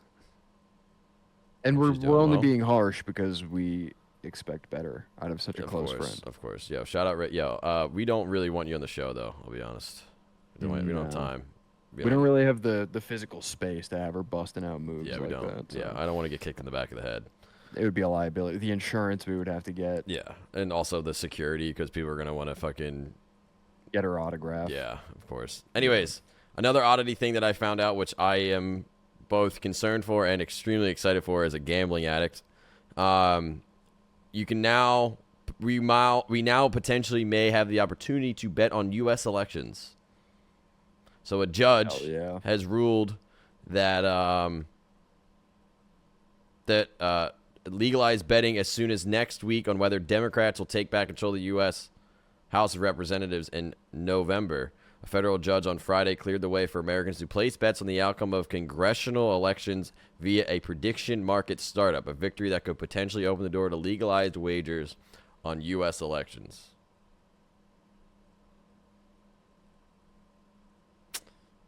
I don't know how to react to this because this is a sick idea. Imagine you Get got your a bets in. you got a parlay where you got the Republican parlay, you think Ted Cruz, the guy from DeSantis and Trump are gonna take it all, and you got 2 legs of that parlay, and you got 100,000 on it, and you could make $1 million, right?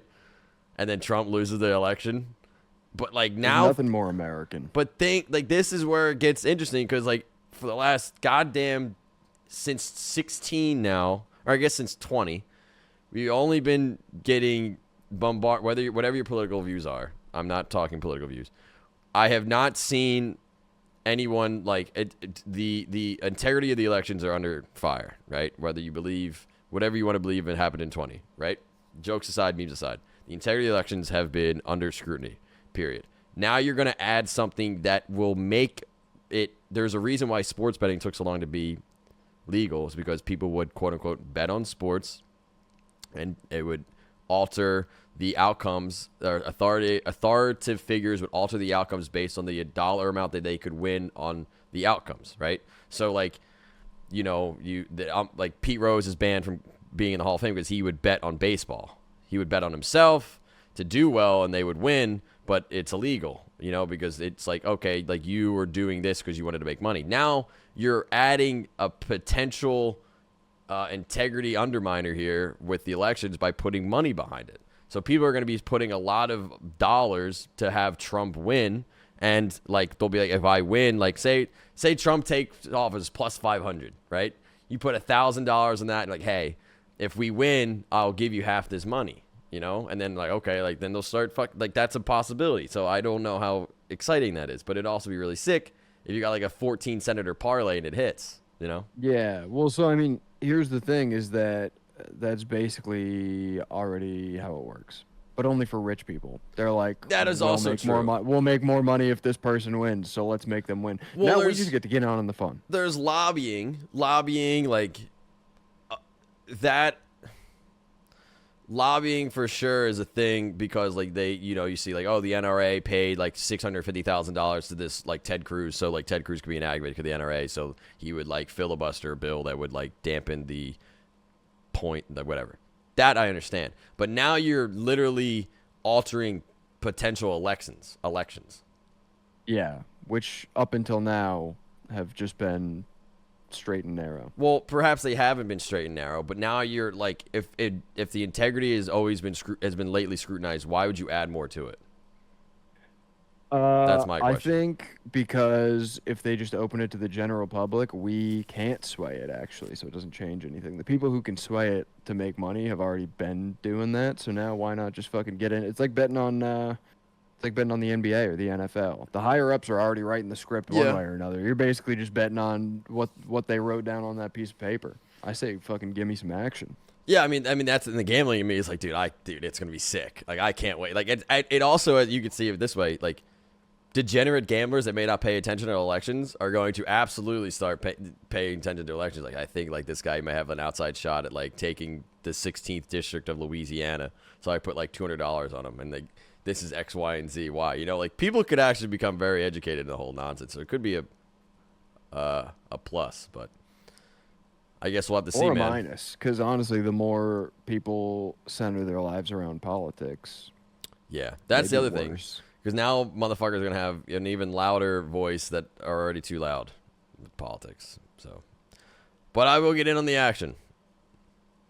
I'm betting the house on Andrew Yang. Yeah. RFK.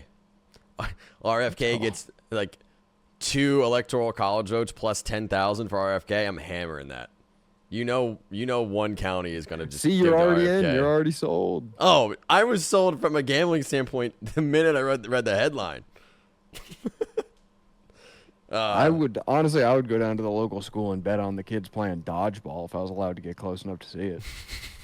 All right. We're moving right on, my man. Speaking about... Actually, I'm not going to do that segue. A teen, though, in the United States has won the USA Mullet Championship.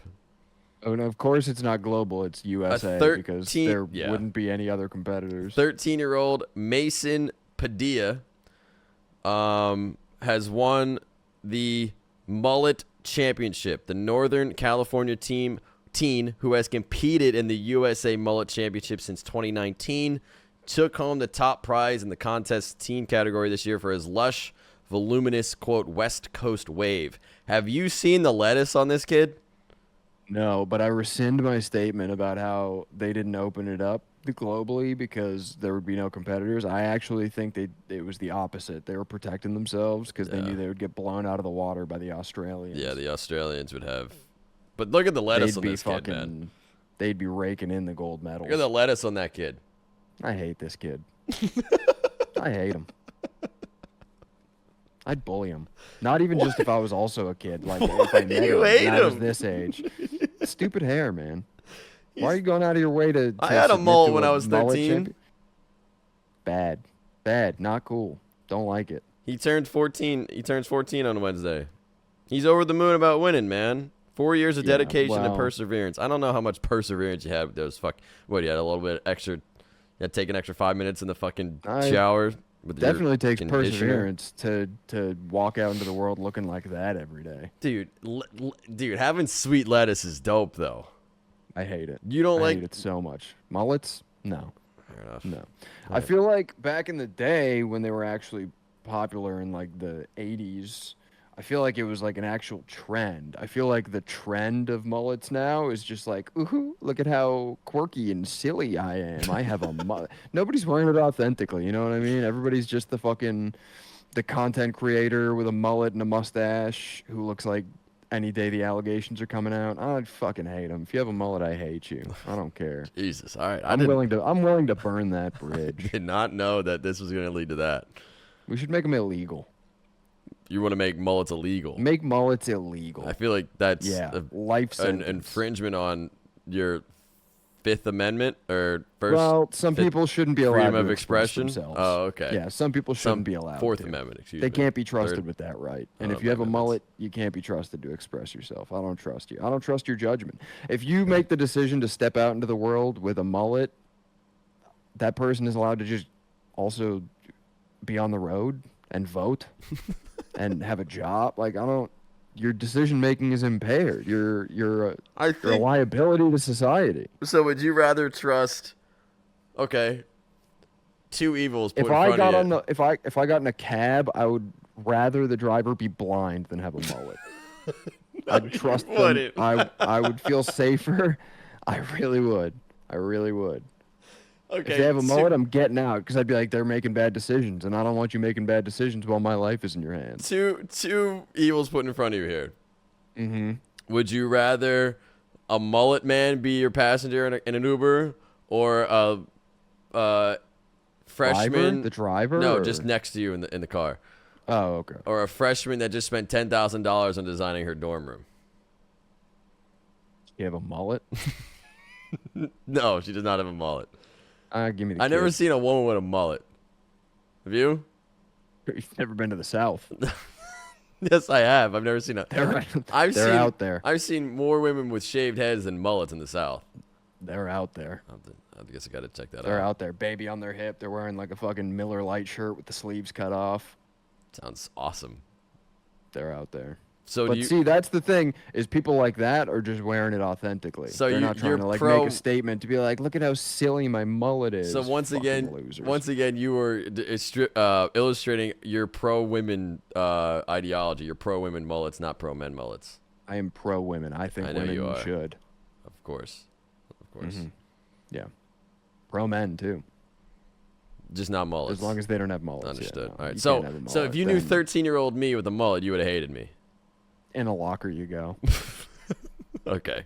I liked it, man. I enjoyed it. I had some sweet cabbage on the back of my head. I hate every time you say that. It makes me irrationally angry. It really does. It shouldn't. I know it shouldn't. It's a flaw of mine. You don't like my It makes me. terminology for hair? Actually, I can roll with the punches most time. Every time you've said lettuce or cabbage or any other synonym for leafy greens, it's actually genuinely. It's kind of bothered me. It's kind of pissed me off a little bit. All right, understood. I'll curb it. My apologies, my friend. I got you. All right. Well, there's some oddities there. So that's what's happening in the world. Crazy shit going on. Yeah, whatever. Let the kids do what they want. Let them fucking smoke Zins or whatever. As long as they don't have mullets. We'll close out a few things here.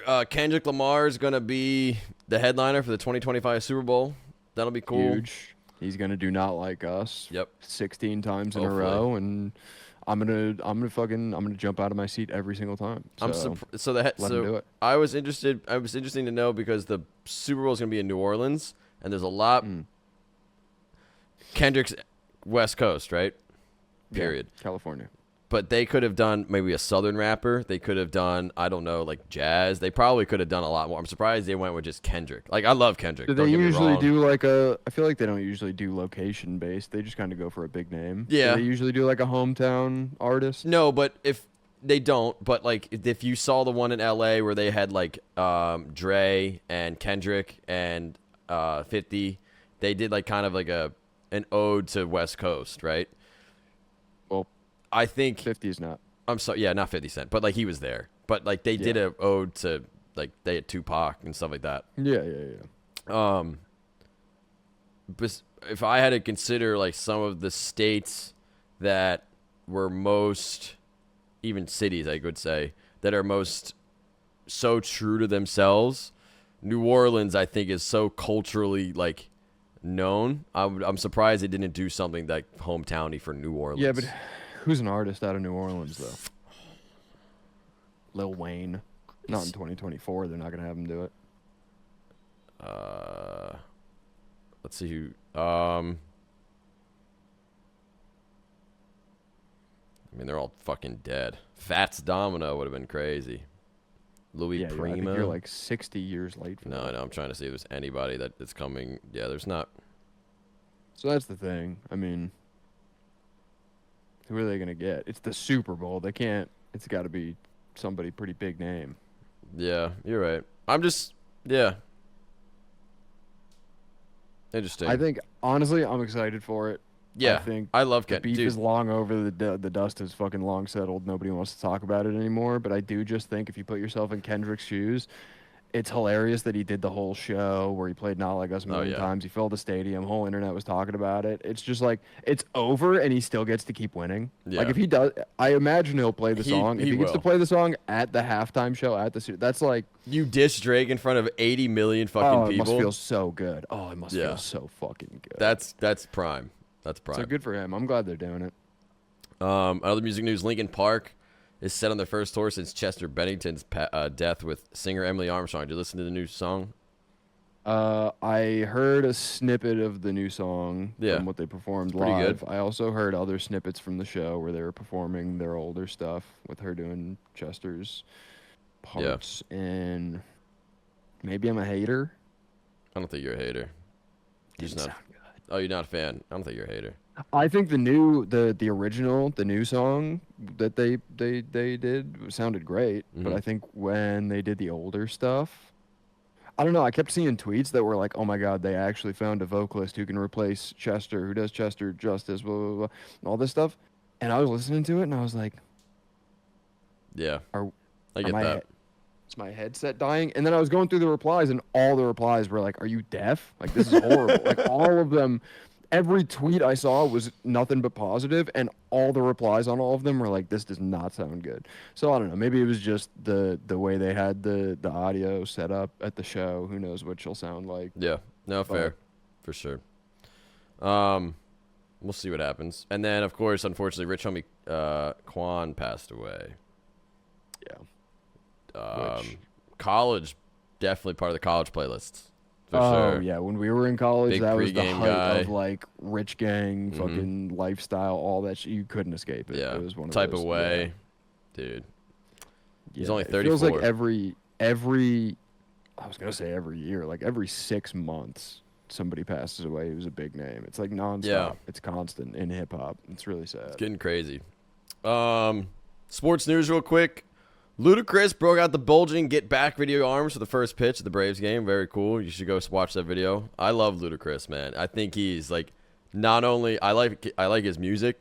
I think he's a dope dude. He seems like a genuinely dope individual. Like I would love to like get a drink with him and talk to him. I think didn't we talk about it on the show last Yeah. week how he drank glacier Yeah, water? yeah, I saw a tweet of this video of him with the big arms, and they're like, "Oh my god, guys, look at what the glacier water did to Ludacris."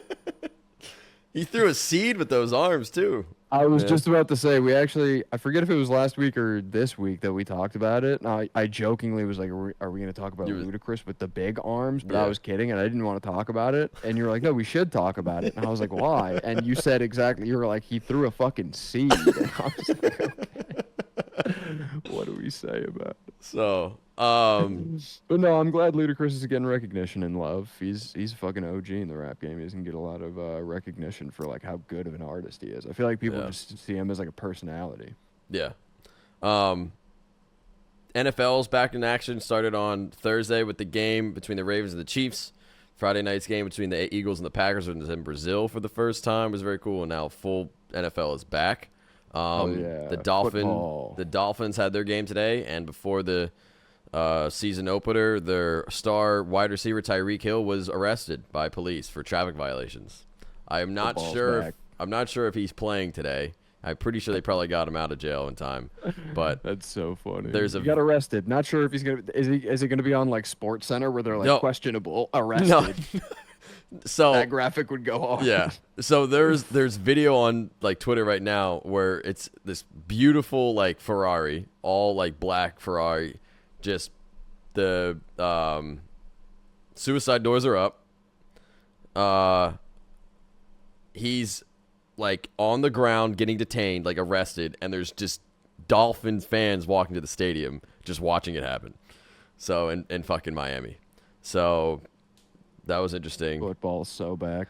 And then a sport that I've long enjoyed, I kind of don't really talk about it because I don't know many people that have really followed it. But in the last, I would say, 2 years, my friends are starting to get really into it. And I think it's becoming way, way popular. Tennis. My dad's been a tennis player. My dad still plays tennis. You know, he's whatever. Arina Sablenka is now the player to beat after she won the U.S. Open yesterday. And today is the first American men's tennis player to participate in the final since 2006. So Tyler Fritz for the Americans. We're ass. It's worldwide sport, man. I mean, think about like Djokovic, Federer, Nadal. Others, countless others. I mean, we could go on all day. Yeah. So, but yeah, we'll cut so it short, U.S. Opens. It's in New York. Actually, tons of people go there, man. The U.S. Open is up in Queens. It's like a packed house this year. Apparently, it's been a lot of fun. It's like F1. People love it. Yeah. I feel like I don't have the net worth to be a fan of either of those, though. So tennis is not. I'll be sitting that Tennis one out. isn't hard to get to become a fan of. F1, I agree with you. Yeah, I just feel like it's a rich person thing. You know? Yeah, I agree with you. I don't have the money for that. The only time I ever watched tennis, after I moved, well, like while I was in the process of moving from Massachusetts to Florida for a while, I was living in a hotel, and I would wake up at like the crack of dawn for whatever reason, and I would go get that continental breakfast, and I would just be slamming down fucking potatoes and eggs, watching tennis first thing in the morning. It was bad. It was sad times, man. It was some of the lowest I've ever been. It was dark. Literally, it was still dark out. It was. Sorry to hear, brother. Yeah, it's all right. I'm happy that you've felt like this platform we have now is kind of a good place to vent. Yeah. Yeah, man. Yeah, so anytime tennis comes up, it just kind of Yeah, I won't ever talk about it again. Sends me right back to that cold, dark hotel room. Would you say you volley with that idea a lot? Sorry, what? Do you serve it up and volley that idea a lot to yourself? Just saying Uh, game, What set, were we match talking kind of about? thing? Yeah. Other headlines I wanted to run by you, my man. The world's first flashlight experience. It's a store. Is kicked off in Las Vegas. Apparently, it is a store dedicated to buying flashlights. Not fleshlights, which I thought was the original headline. That's what I thought you were getting at here. Yeah, it's flashlights. So you can go buy flashlights at this store. It's the first store of its kind. Is this taking the streets by storm? Are people lined up around the block? Or Apparently, it's a big thing. This sounds like if I joke, like sometimes I'll jokingly pitch ideas to you as if they're billion-dollar ideas, but it's just kind of the dumbest shit I can think of, and I see how you react. This feels like one of those. I will. Real. Someone actually did it. I'm gonna fucking get the headlines. I was gonna get the article, but I just wanted to get the headlines. It's called. I thought it said world's best flashlight. It says world's first flashlight experience. Well, so yeah. it's called the O Light Store. It just opened at Fashion Show Las Vegas. It's a great chance to try out the flagship popular flashlights and gear. Where did you get this? The Onion? No. Is this fake? Nope. This can't be real. This is I don't believe 100% this. real. 100% real. You can go and check out some flashlights. My question is that these pictures that I'm looking at are kind of if I was gonna have a flashlight store, I would make sure like everything around it was dark as fuck, but there's glass windows and a very lit like mall. Now you're thinking you're already doing better than these people. There should be no lights in there. There should be no lights at all. Yeah, it should be pitch totally black. illuminated by the product. Yes, 100%. Yeah. I agree. These guys need to hire me and you. Well, I don't know. Well, if they hire me, you're coming with me. So I don't. It is. Sorry. I can't imagine how high this rocket ship's gonna go for these people with the flashlight store. I mean, I don't know. Maybe. Hey man, maybe they could be our flashlights first. like the next trend. Could also be our first sponsor. Never know. True. Yeah, if they want to, we're illuminating people to what's going on in the world. Oh, dude.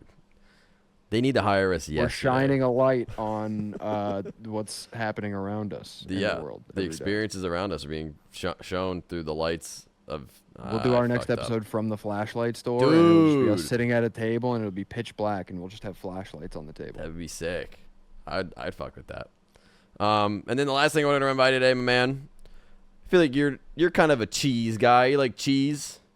Couldn't have been more wrong. I'm not a huge. Oh yeah, I don't mind cheese as an element in something, but I like just straight up something that's like the main element of it is cheese. I don't like it. Okay. I'm not a fan.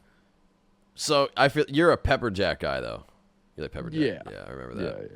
Yeah. Yeah, because you always would get that in your Chick-fil-A sandwiches. Yeah, if I'm gonna get Remember like that. a sandwich or a Yeah. wrap or something, yeah, oh yeah, remember. it's got to spice me up, baby. Well, the average American now eats 42 pounds of cheese a year, which is an amount Not enough cheese. that exceeds butter, ice cream, and yogurt combined. We gotta up those numbers. Each in we gotta, like, double those. 42 pounds. Think about like 42 pounds of anything. Imagine. Yeah, I don't know. That would I feel like that you would fill my apartment.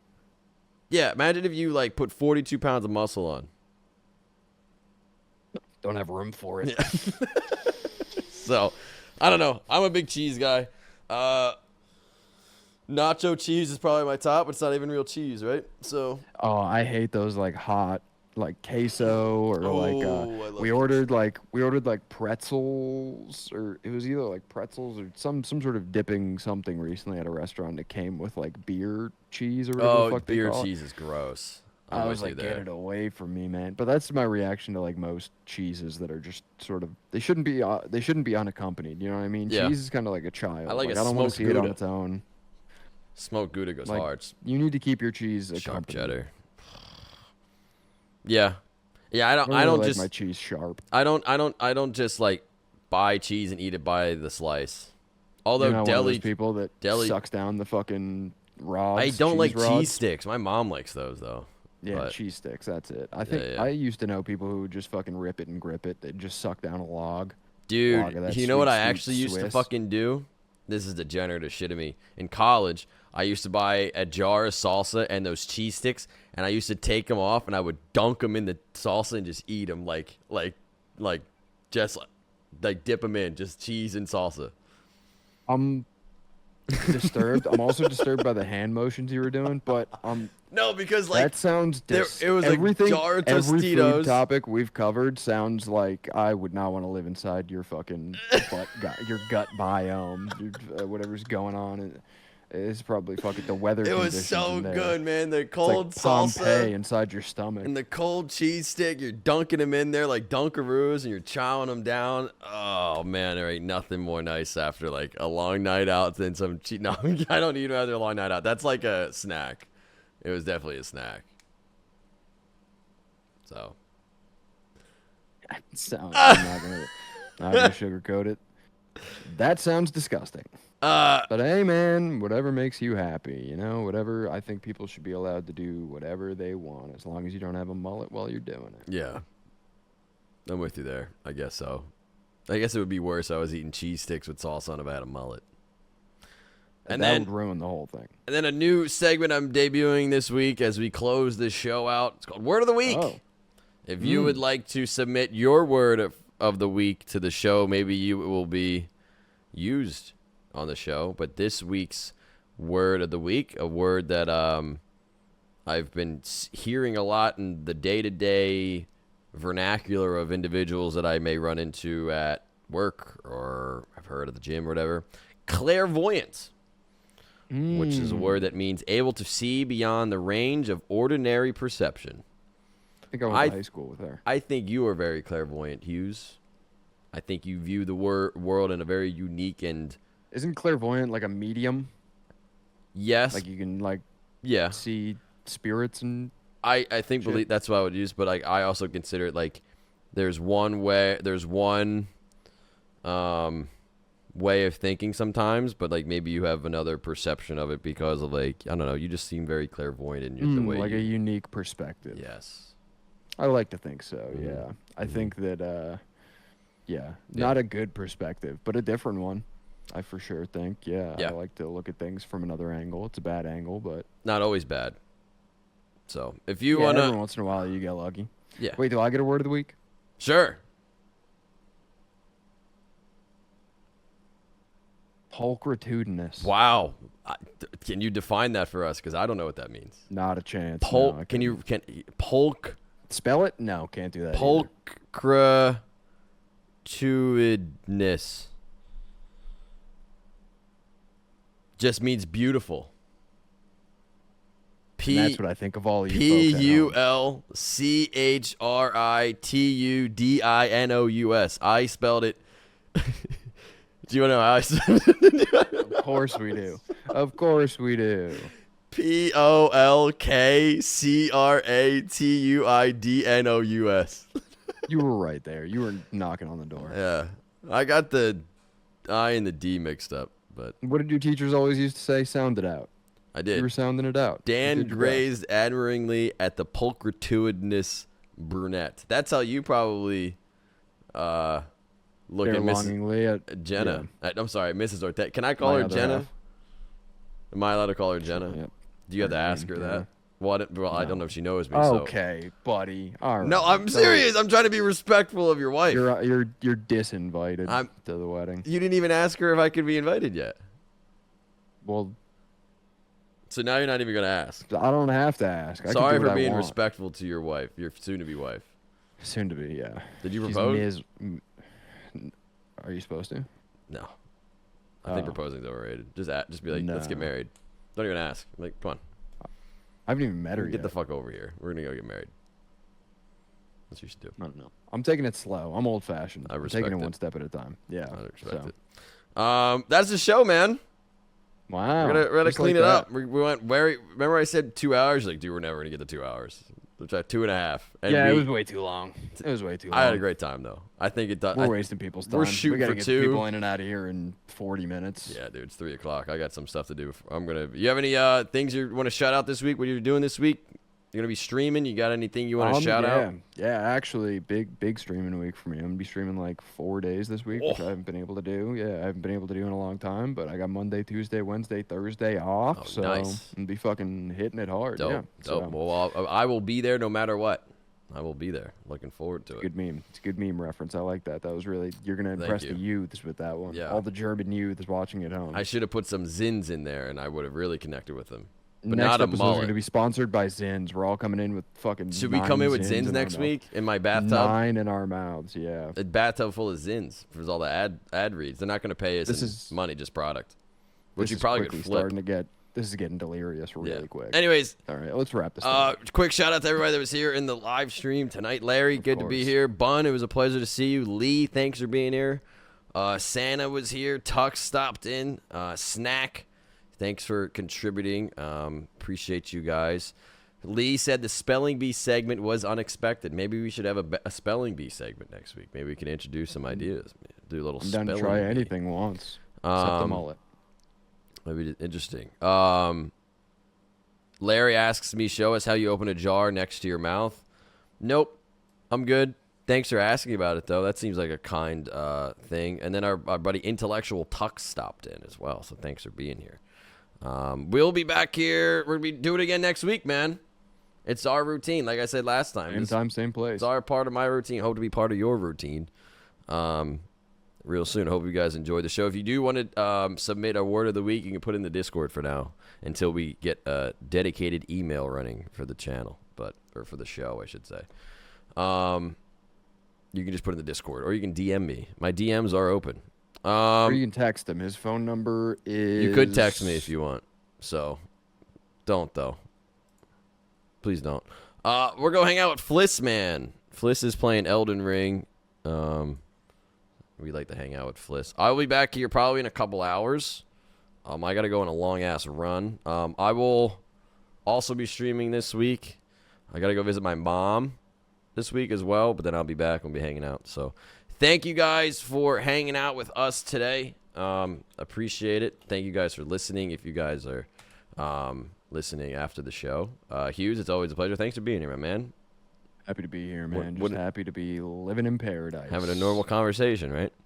That's what they're saying. Yeah, I think that's what they're saying. Thank you, everyone that was here. LC, thank you for the 30 months. Sharpie, thanks for the 6 gifted, which is crazy. Thanks to all of you for being here today.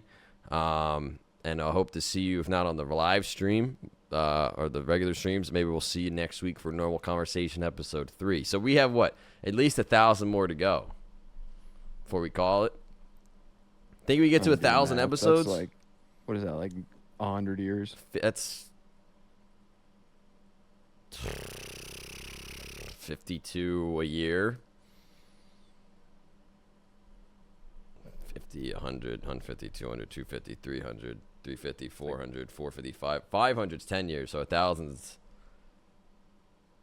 20. Yeah, we're not making it to 2,000. No chance. I'm not making it 20 more years. No shot.